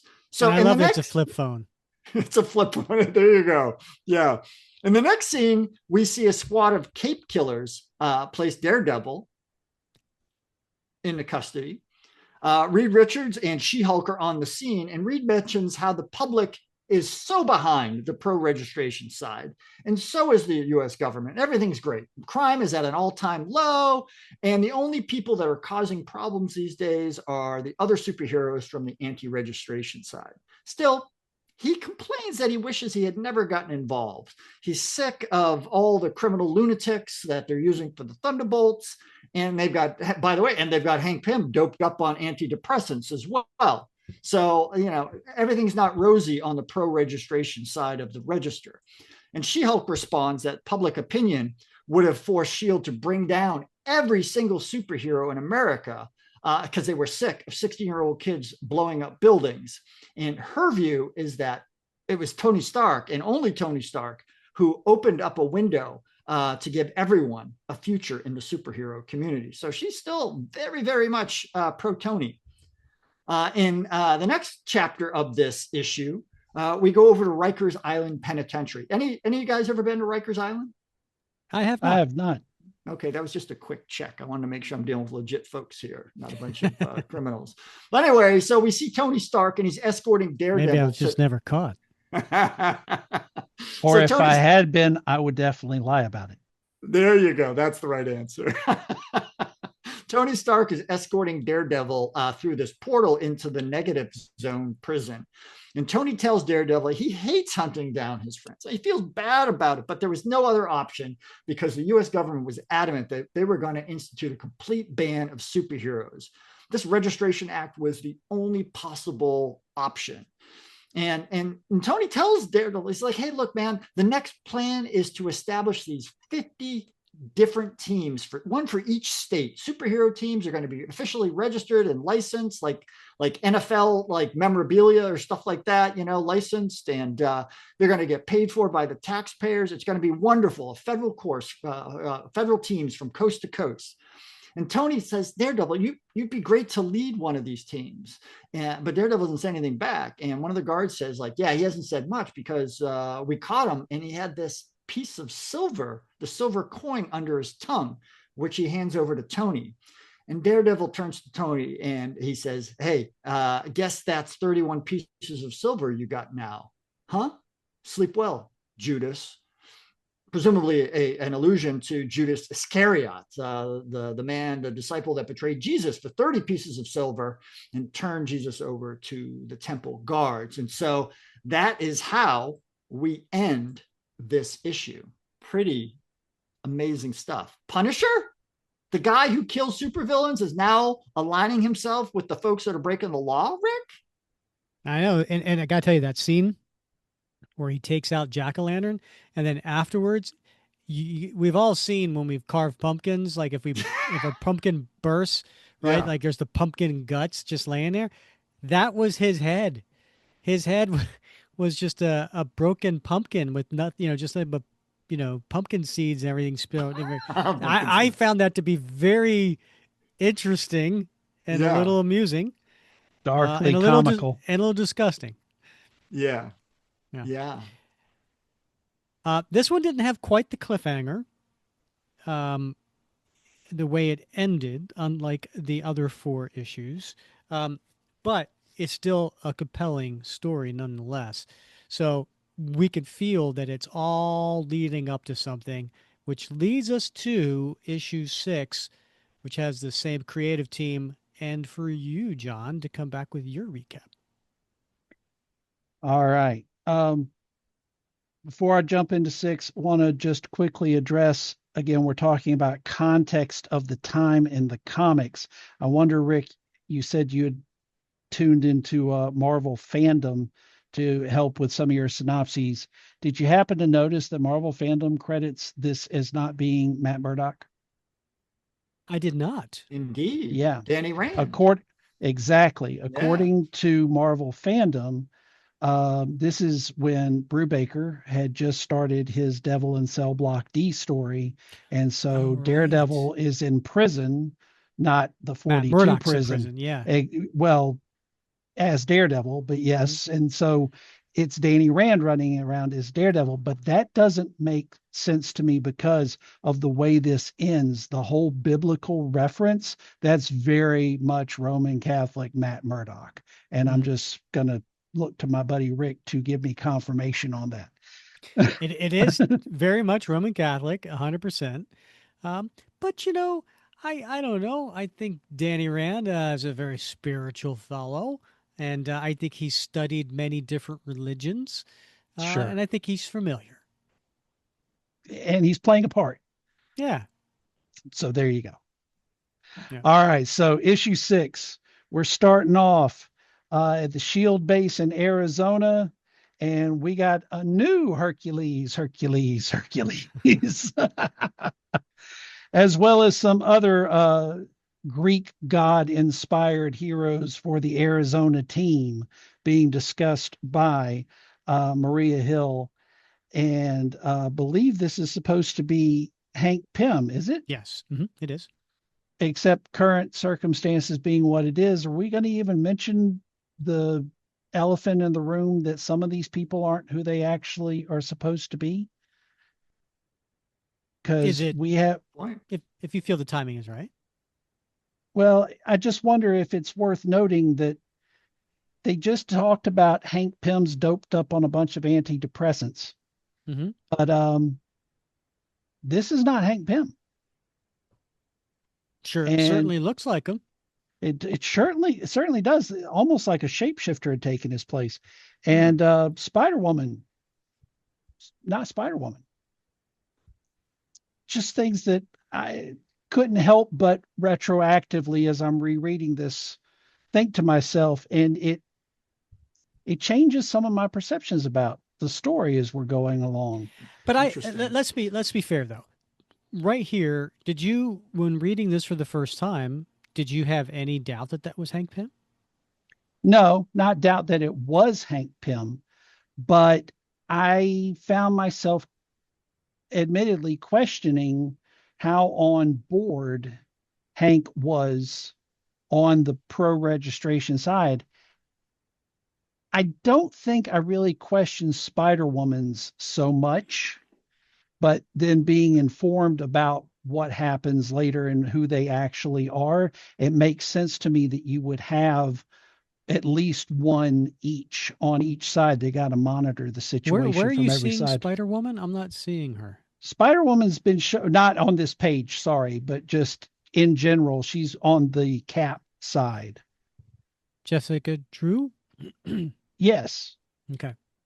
I've seen Um, her. Yes. so not a huge player in this, but she's definitely seen in the background and in battles coming along. Hmm. You know, But yeah, the Hank thing, it did kind of bother me at first time reading through, but I'm a little bit of a Hank Pym fan. So Hmm. it bothered me, and especially like I said, I was team Cap all the way. But that's enough of that. yeah. And under normal There, circumstances, John, Rick would have me describe in loving detail Commander Maria Hill's outfit, but we lack the time tonight. But I just want to acknowledge that. Understood. well, you could just use two words if you'd like. Tight black. There you go. All right. So we're going to make a cut to the Baxter building. They are working on Thor's not clone anymore, or kind of clone cyborg is more what they're going with now, which I guess makes more sense. And you see Iron Man standing there with an American flag just flapping in the background behind him, very patriotic looking, talking about how being told boring's good. Can I? And yeah, yeah, go ahead. You know what? I apologize. No, I want to come back to this original scene later when we find out what's going on because I want you to take a note at the top of this page. There's a guy who comes up to Hank Pym and he yep, says, "Problem with Poseidon, Doctor Pym. I think one of the guys, you know, fed him the wrong stuff and he's turned a funny color. Could you come take a look?" And yes, then he looks at Hill and he smiles. I yes. think That's somebody in particular. I, yes, and I, he I smell what pulls you're cooking. Hank Pym and Uh-huh. pulls him away. Which, by the Yep. way, in the previous panel, what's he doing? He's popping a pill. Yes. Yes, he is. Okay, sorry to interrupt. No, it's quite all right. We see in the Baxter building that the Punisher has gone all diehard, and is crawling through the vents and such, making his way through. And Cap is running the monitor section, kind of helping guide him through. And then you cut to Atlantis, and Sue is having a meeting with Namor the Submariner. Totally makes sense why Sue would be the one that was sent, but Namor, shock and surprise, takes a little bit of umbrage because he takes umbrage at everything. And starts insisting on being referred to as Your Majesty. Sue's trying to basically say, don't play games. Cap's one of your oldest friends. And Namor's just offended. And when he calls Sue on some of this and talks about taking advantage of their unique relationship, Sue says, what are you talking about? We don't have a relationship. He says, I can feel your heartbeat through the water, Mrs. Richards, and it tells me a very different story from the lies upon your lips, relying on, for those that maybe don't know it, a at least insinuation of attraction long-standing between Sue and Namor throughout the years. Well, who couldn't be attracted, John, with those boxer shorts and dressing gown? He looks like the Will Ferrell character from Wedding Crashers, just sprawled out on his chair, with abs. With Mom, abs. Yes. Mom, make some meatloaf. You have such a great point there, Bob. Oh, okay. So we're on to the Secret Avengers headquarters, and would you look at that? There's Spider-Woman. So they're being told, Namor says no, Wolverine's not going to break ranks with the X-Men, Doctor Strange still out of reach, and Black Panther was very upset about the whole Bill Foster thing. So can I say something here? I just want Yeah. to say this what stuck out to me in this particular scene.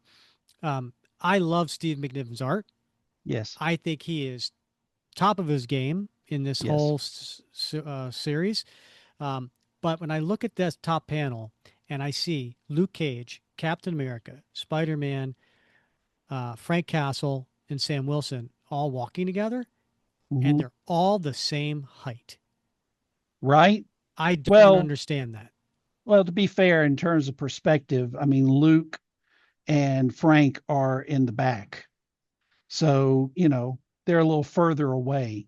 You put them all side by side, they might be taller. But Spider-Man should be smaller. You're right. He's a little wiry guy. Sorry, that just stuck out at me. That's all right. All right. All right. So checking on Spider-Man, he's feeling better. He's glad to be on this side. And you go to them talking about the plan, dealing with 42, the negative zone prison. As they're discussing this and talking about whether or not Spider-Man is in good enough shape to go forward with some of this stuff, Diamondback, which some of our Facebook group fans will be appreciative of. Cheers across the pond. So talking about that, since their numbers might be a little bit better than they anticipated, she calls forward Goldbug and Plunderer. And Cap is taken by surprise by this. What the hell is going on here, Diamondback? Goldbug and Plunderer start pleading their case, how they want to join up, the blah, blah, and they're summarily gunned down by the Punisher. And I can't help but laugh a little bit again, the dark humor. After he's there with the smoking guns, he's just killed these two people right there. He looks over his shoulder and looks, what? You turn the page and Cap lays him out with a punch, calls him a murderous piece of trash. And Punisher says they were bad guys, Cap, thieves and killers. Cap tells him to shut up, kicks him in the face, delivers a shield shot right to the side of his head, demands that he fight, calls him a coward. And Frank, laying there bloody, says, not against you. And that gives Cap a little bit of pause. tells him to get him out of there, throw his guns in the incinerator. And we get a reference to Vietnam, talking about Punisher. I think we've gotten far enough now in the rolling continuity that they finally abandoned Frank's history as being a Vietnam vet, Hmm. but still relying on it here.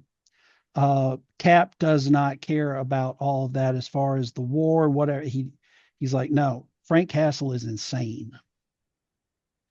We make a cut again. We're back in Stamford, Connecticut.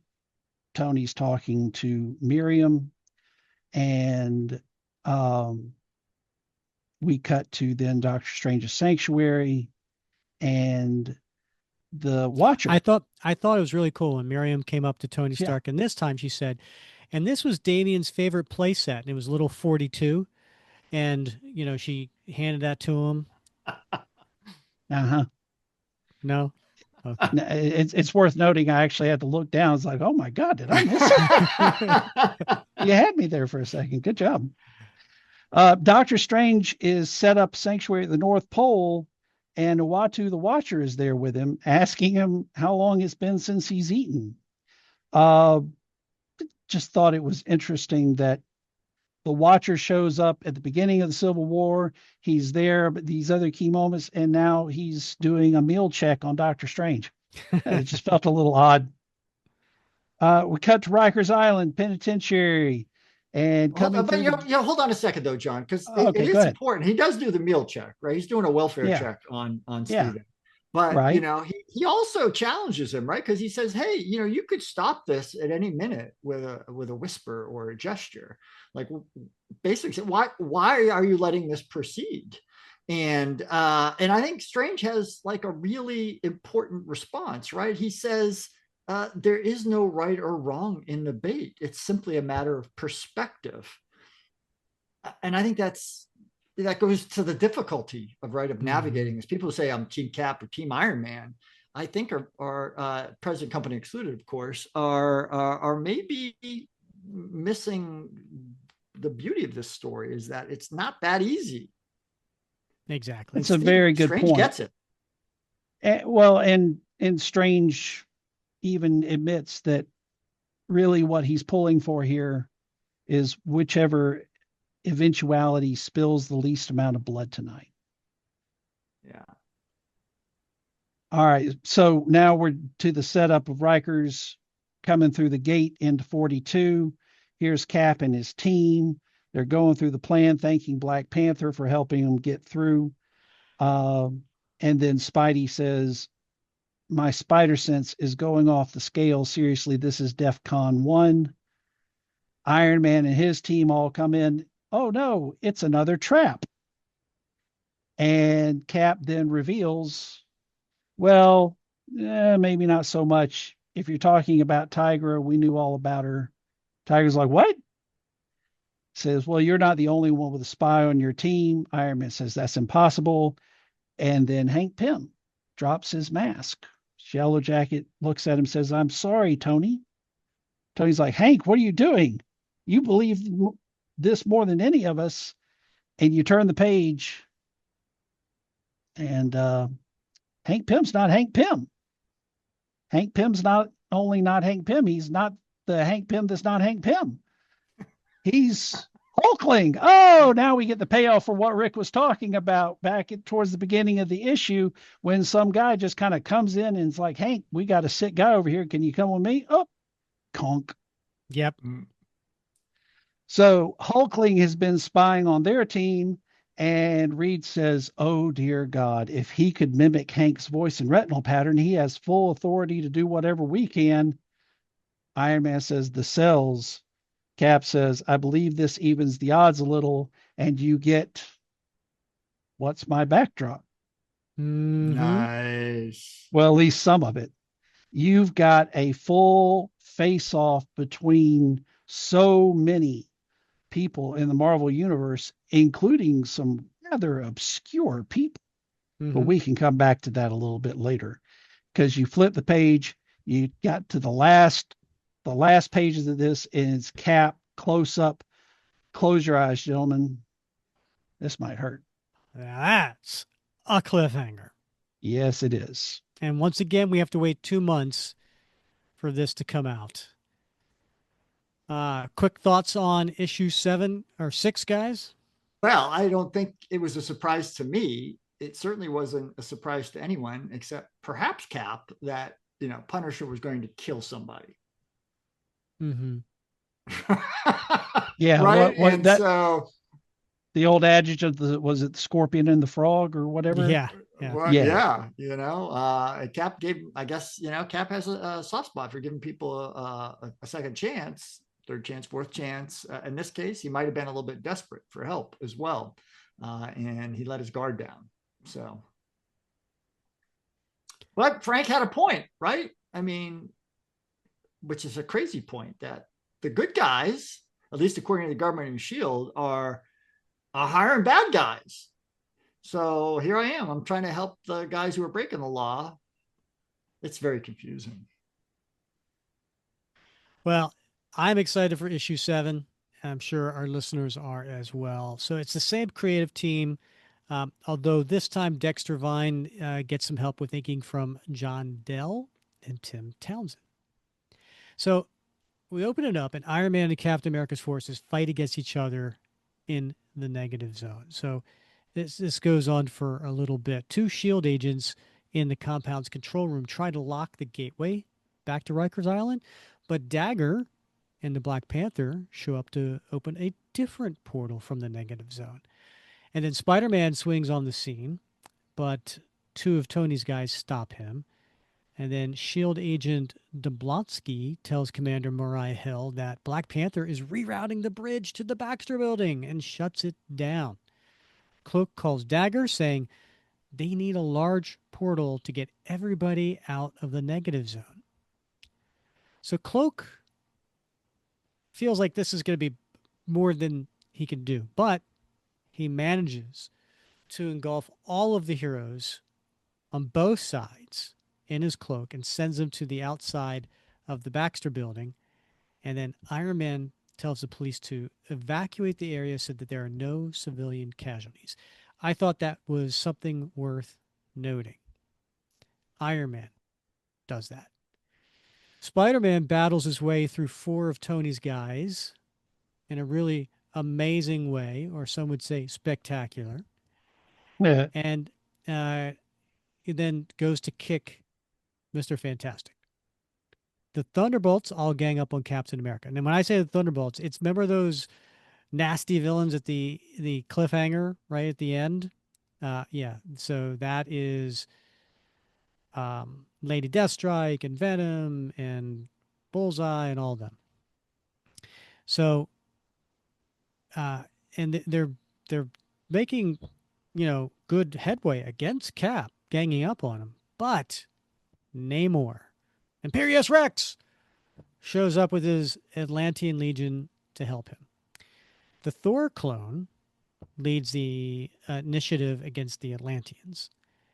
So then Tony and Cap square off against each other, 1-on-1. But the Vision comes up from behind and compromises Iron Man's armor, and Cap attacks him with his shield.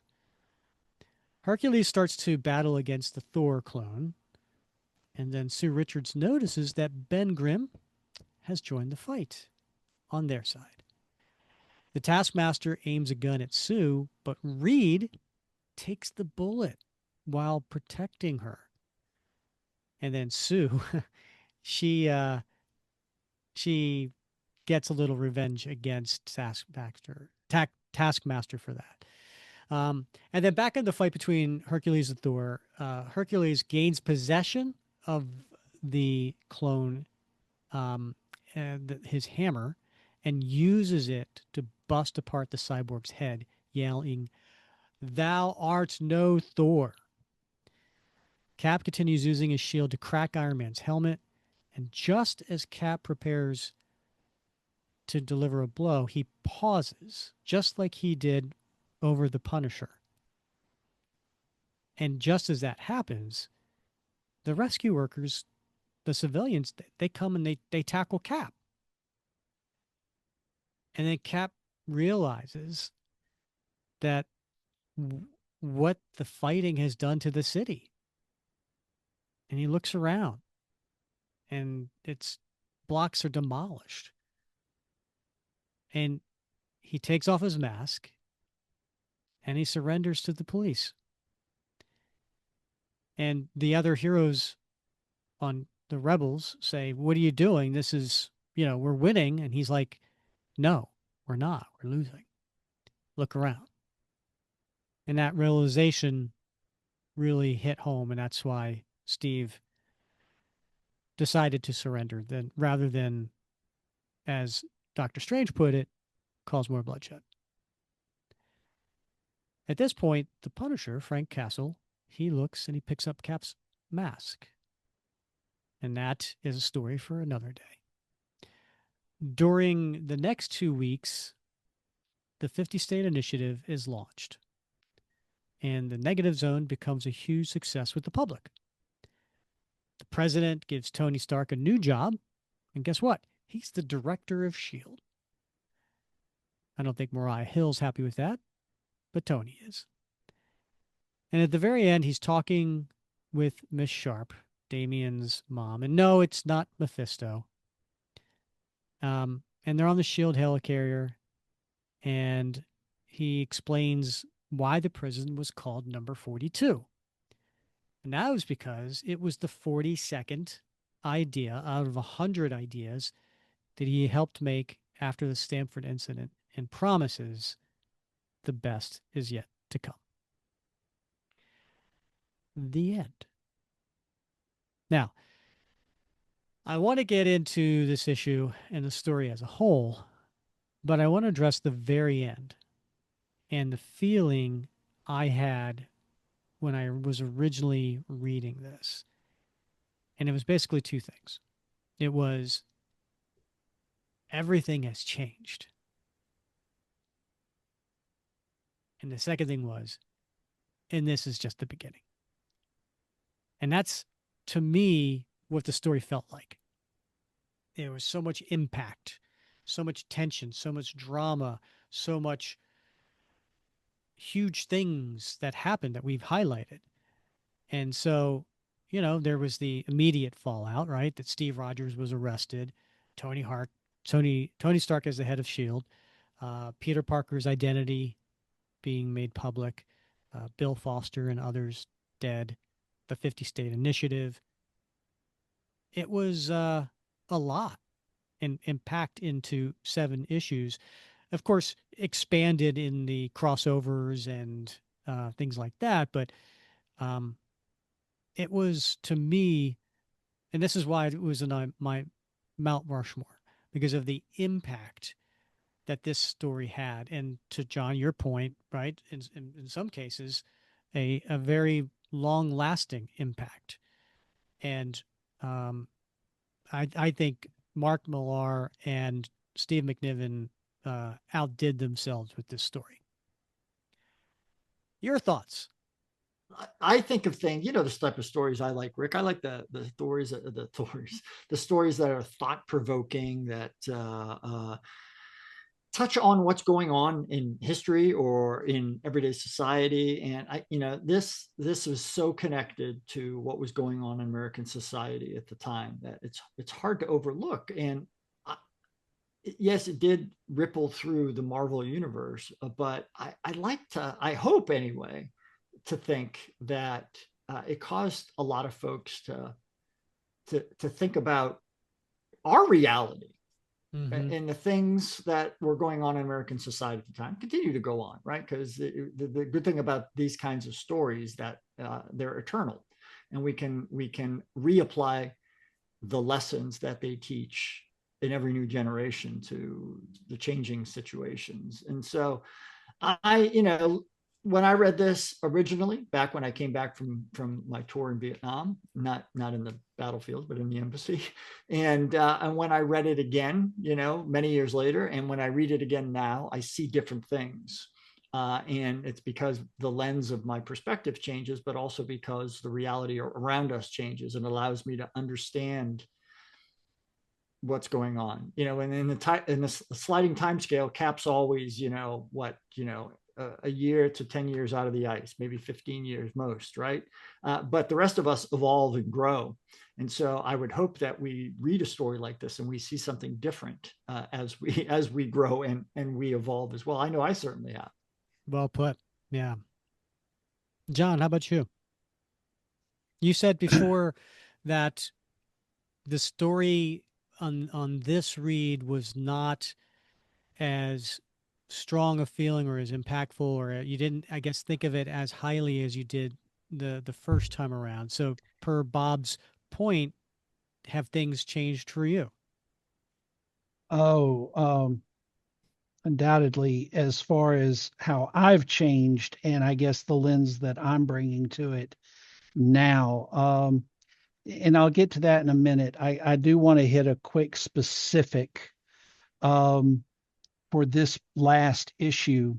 The 2 pages, the first page where it's a 3/4 page splash, Namor shows up, Imperious Rex. You go to the next page and it's 3/4 page splash with Thor and some of his team. Marvel is there. Mm-hmm. Um, Here's why I bring it up. So at this point in the comics, Marvel, Captain Marvel, the one before Carol, um, he'd been dead for quite a long time.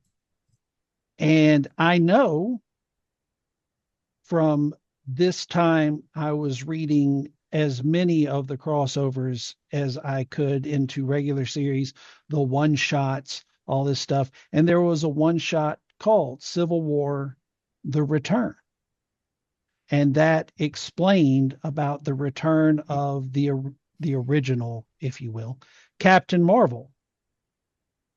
Why I bring it up here is one of the things that I feel like this series suffered upon a revisit is, Rick, you even mentioned it earlier. You were reading the Amazing Spider-Man issues that really fleshed out Peter's dilemma about whether or not he was going to reveal his secret identity. You didn't get that in the Spine book, in this main series. It was just basically, hey, look, here's Spider Man, and he's Team Iron Man and revealing his identity. You didn't get any of that angst or whatever that goes into it. Likewise, here on this page, if you have any knowledge of the history of Marvel Comics at all going into this, but you don't get all of the tie-ins and everything like that, where'd Captain Marvel come from? It The good thing about Civil War that we've kind of been talking about through this entire thing is the scope of it, the magnitude, the cinematic quality. And of course it does, because Mark Millar was writing Ultimates, and that really helped bring cinematic comics to Marvel. Um, but it jumped around. I felt like, and really took a lot of things for granted as far as, oh, well, people will be reading this Mm-hmm. and know about some of these beats. So that kind of bothered me. But now to get more to the overall, um, I thought about something on this reread that I am somewhat embarrassed to admit I never thought of when I was reading it for the first time.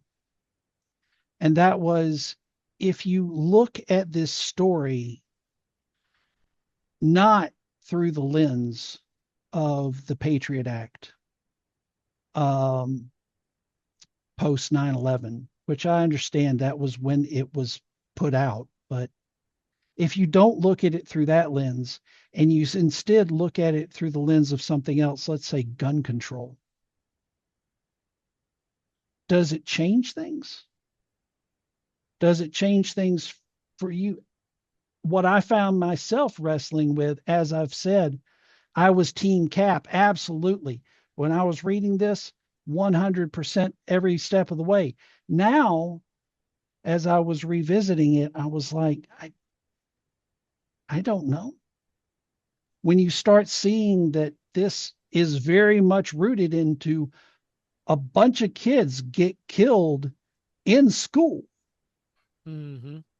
How many times have we actually lived with that in our culture? I don't want to get Right. too far into politics here, but just it just screamed it at me this time around. It really left me more in the position that Bob was talking about earlier for himself. And Rick, you even jumped in about talking about how you maybe I'm maybe I'm not. I always want to be there for Cap. He's your favorite character. But this time around, I was like, I don't know. And if I look at it through this one particular lens, it gives me a whole different perspective. Mm-hmm. So, with that in mind, I don't feel like that is a flaw in the story. I don't want to be perceived as saying that at all, but it does give me a whole different outlook on it than I had 20 years ago. And I think to Bob's point, that's the beauty of really good literature is that it gets you to think, and in our cases, different ways over different read throughs. Um, so I love your perspective on that, John. And I think, yeah, listen, I was a little hesitant to do this story tonight, to be honest with you, with everything that's been going on in our country. Um, I felt like I needed something positive, and this was a little too close to home. But for scheduling reasons, we needed to do this tonight. The show must go on. Yeah. Um, and there's some parallels, right? And there's some things that, but I think the fact that we're sitting here questioning it, um, because a lot of comics, superhero comics specifically, it's very obvious who the good person is, who the bad guy is, and you root for the good person, and you know the good person's going to win at the end. And ultimately, there's going to be some trials and tribulations along the way, but ultimately, that's the you know the formula for superhero comics. This didn't have that, right? And the question kept getting asked: whose side are you on? And John, you pointed out Marvel didn't try to paint someone good and bad. They just said, pick a side, and and there was a lot of marketing around that. Are you Team Cap? Are you Team Iron Man? Um, so this was just a really well thought out story that I think had it had such impact, but it was also really entertaining along the way. I hear you loud and clear in the fact that there was a lot of things you had to do, maybe read outside of to truly flesh out and get the story. And look, Marvel was flat out honest when they said in their solicitation number 1, um, the uh, the crossover that rewrites the rules begins here, and it's a crossover, right? That means more than one series, right? So they were pretty upfront of what that all entailed. So, um, but I hear you. I mean, I totally get your point. John, I gotta wonder. You got me thinking in a different direction here. That the tension that plays out in this story is very much a tension between individualism and communitarianism, right? The community versus the needs of the one. And America's quite different than many other cultures around the world in that we have this tension, and we see it, we struggle with it every day in politics. I wondered how this played elsewhere around the world when other readers in societies that aren't nearly as individualistic have a much more heavy focus on the social contract would have broken out Team Cap versus Team Iron Man. But I see it like for us, it is that constant tension between the needs of the community, balancing the needs of the individual to, have agency and do whatever the hell they want to do. And that's what this book is fundamentally about, which is why it applies to all the things that you mentioned, not just the Patriot Act, not just the response to the anthrax attacks of 2001, not just the school shootings, but all kinds of things, because that is the fundamental story of America. Absolutely. Absolutely. Um, I have one more question specifically to Rick. And, I don't remember us having this conversation because I think you and I got really swept up in what almost immediately followed in the life of Steve Rogers after Civil War. But In case at anyone, he's referencing Captain America 25 in the Ed Brubaker series, where Cap, who is handcuffed and about to go to trial for everything that happened in Civil War, gets shot down. Spoiler alert for those of you who haven't read it yet. again 20 something years ago. But no, what I really want to know now is, Rick, Steve Rogers is your favorite character, not just Captain America, Steve Rogers himself. Mm-hmm. With that in mind, trying as much to put aside Cap 25's coming, just this ending, the fact that he took stock of his surroundings and gave up, turned himself in, and told everybody else to stand down while he was at it. How did that resonate for you at the time? And does it resonate any differently for you now, 20 years later? Excellent question. Um, I think one of the things that stood out at the time, and it still is the same today, I felt it was a little abrupt. I felt it happened a little too quickly. I would have personally liked to have seen a few more pages building up to that decision, rather than or some sort of um, questioning along the way, because up to that point he was so resolute, right? He was so sure that this was the right thing to do, and he was so angry at everything that was going on, and there wasn't a whole lot of doubt leading up to that point. And so I felt like his decision to put down his shield, take off his mask, was a little too abrupt. I would imagine if you would ask Mark Millar if he, he would have said, I wish I had a few more pages there, but we ran out of time, and we had too many big battle scenes and all that type of stuff. That'd be my guess. Hey, Mark, if you're listening, we'd love to have you on the show so we can talk to you about it. But do I see Steve Rogers as a character eventually coming to that decision? Yeah, I do. That's just who Steve is.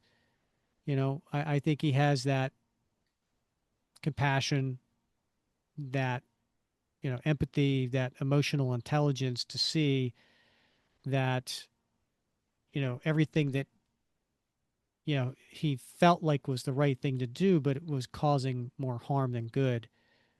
And to make the ultimate sacrifice, to take everything on his shoulders. Because I think we didn't say it, but I think at some point in the last few pages of the story, um, Iron Man says something like one of the things that Steve asked for was, um, pardoning of the other rebels, and he would, take the fall basically, which is a very Steve thing to do. Yeah, and I think it would draw attention to that one panel, right, where he's getting ready to beat down on Iron Man, and the first responders throw their arms around Cap to pull him off. There's a saying in Asia that when elephants fight, the grass gets trampled, which means when big powers fight, the people are the ones that suffer. And I think that moment resonated with him. That was the fulcrum on which his perspective, shifted. I think when those folks threw themselves into an active battle among superheroes in order to protect their champion. That had to have been a profound moment for Steve Rogers. I agree with that wholeheartedly. That stood out to me. I think you're absolutely right. For a champion of the people, and this time around, it wasn't Captain America. That's got to resonate. The one thing I will add as a counterpoint, because I agree with so much of what you said, Rick. I really do. I'm not picking an argument with you, but the thing that does bother me a little bit is why didn't Steve have that realization when Bill Foster got killed? Because Mm. Nighthawk and Stature, they did, and they were making that argument. But Steve, he was there, he saw the death, but he was still blinded. And the only thing I can say is what Bob was just saying, because I don't think it's going to be he looks around, just sees property damage. Iron Man's already Mm-hmm. announced we're getting the civilians away. I think it's that these people, normal, everyday people, jumped in there and pulled him off of Captain America. I pulled him off of Iron Man. I apologize. That I think is what drove it home, but it feels a little hard towards the death of Goliath. Hmm. Um, that's a good question. I mean, I do feel that when the the first responders were there and pulling him off, that was you know, the pivotal point, right? But um, as far as Foster, my answer to that would be that I think Steve feels like we were in a war, and there's a difference between civilian casualties and those fellow soldiers. And I feel like he kind of saw Bill Foster as a tragedy, that he probably feels guilty that he wasn't couldn't stop that from happening, and he carries that weight. But at the same time, he realizes that, they're all, he didn't force anybody to do this, right? They all said this is what we want to do because they were being impacted. This wasn't Cap's fight. This was everybody's fight. And so I feel like maybe that's probably the difference, as opposed to now this, soldier sees the civilians feeling that way, and that's, what the trigger was. Fair Yeah, well point. said. Yeah. Yeah. All right. Now, the reason that we covered Civil War tonight was because of next episode is we are going to be going back to a panel by panel drama reading of Iron Man, Captain America, Casualties of War. So this was a one shot that came out.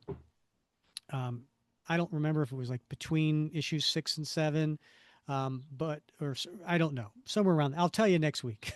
But it was a story where a quiet story where Steve and Tony try one more time to literally talk this through, and I feel like it's a much more impactful story as far as which is why we want to read this one out panel by panel.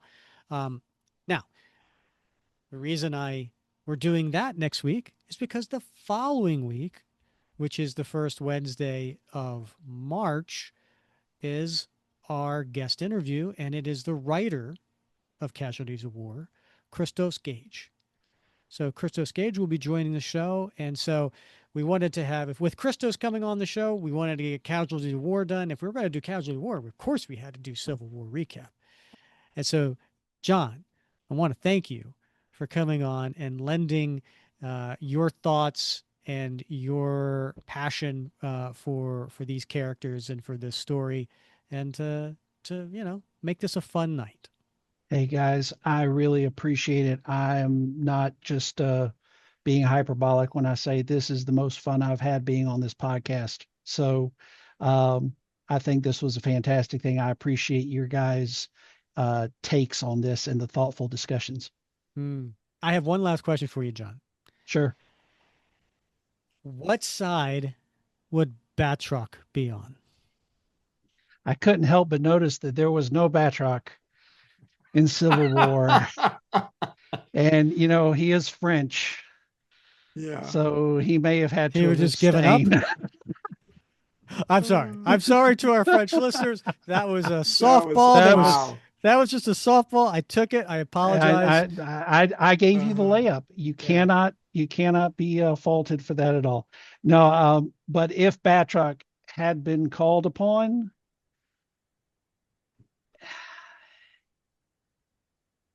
I I would love to say it's going to be Batroc's going to side with Team Cap because he had so much respect for him, but no, Batroc's going to go Team Tony because Tony has all the money, and Yeah. Batroc Right. is all about the money. I do think, however, he will go Team Tony, but he'd be pulling for Team Cap behind the scenes Absolutely.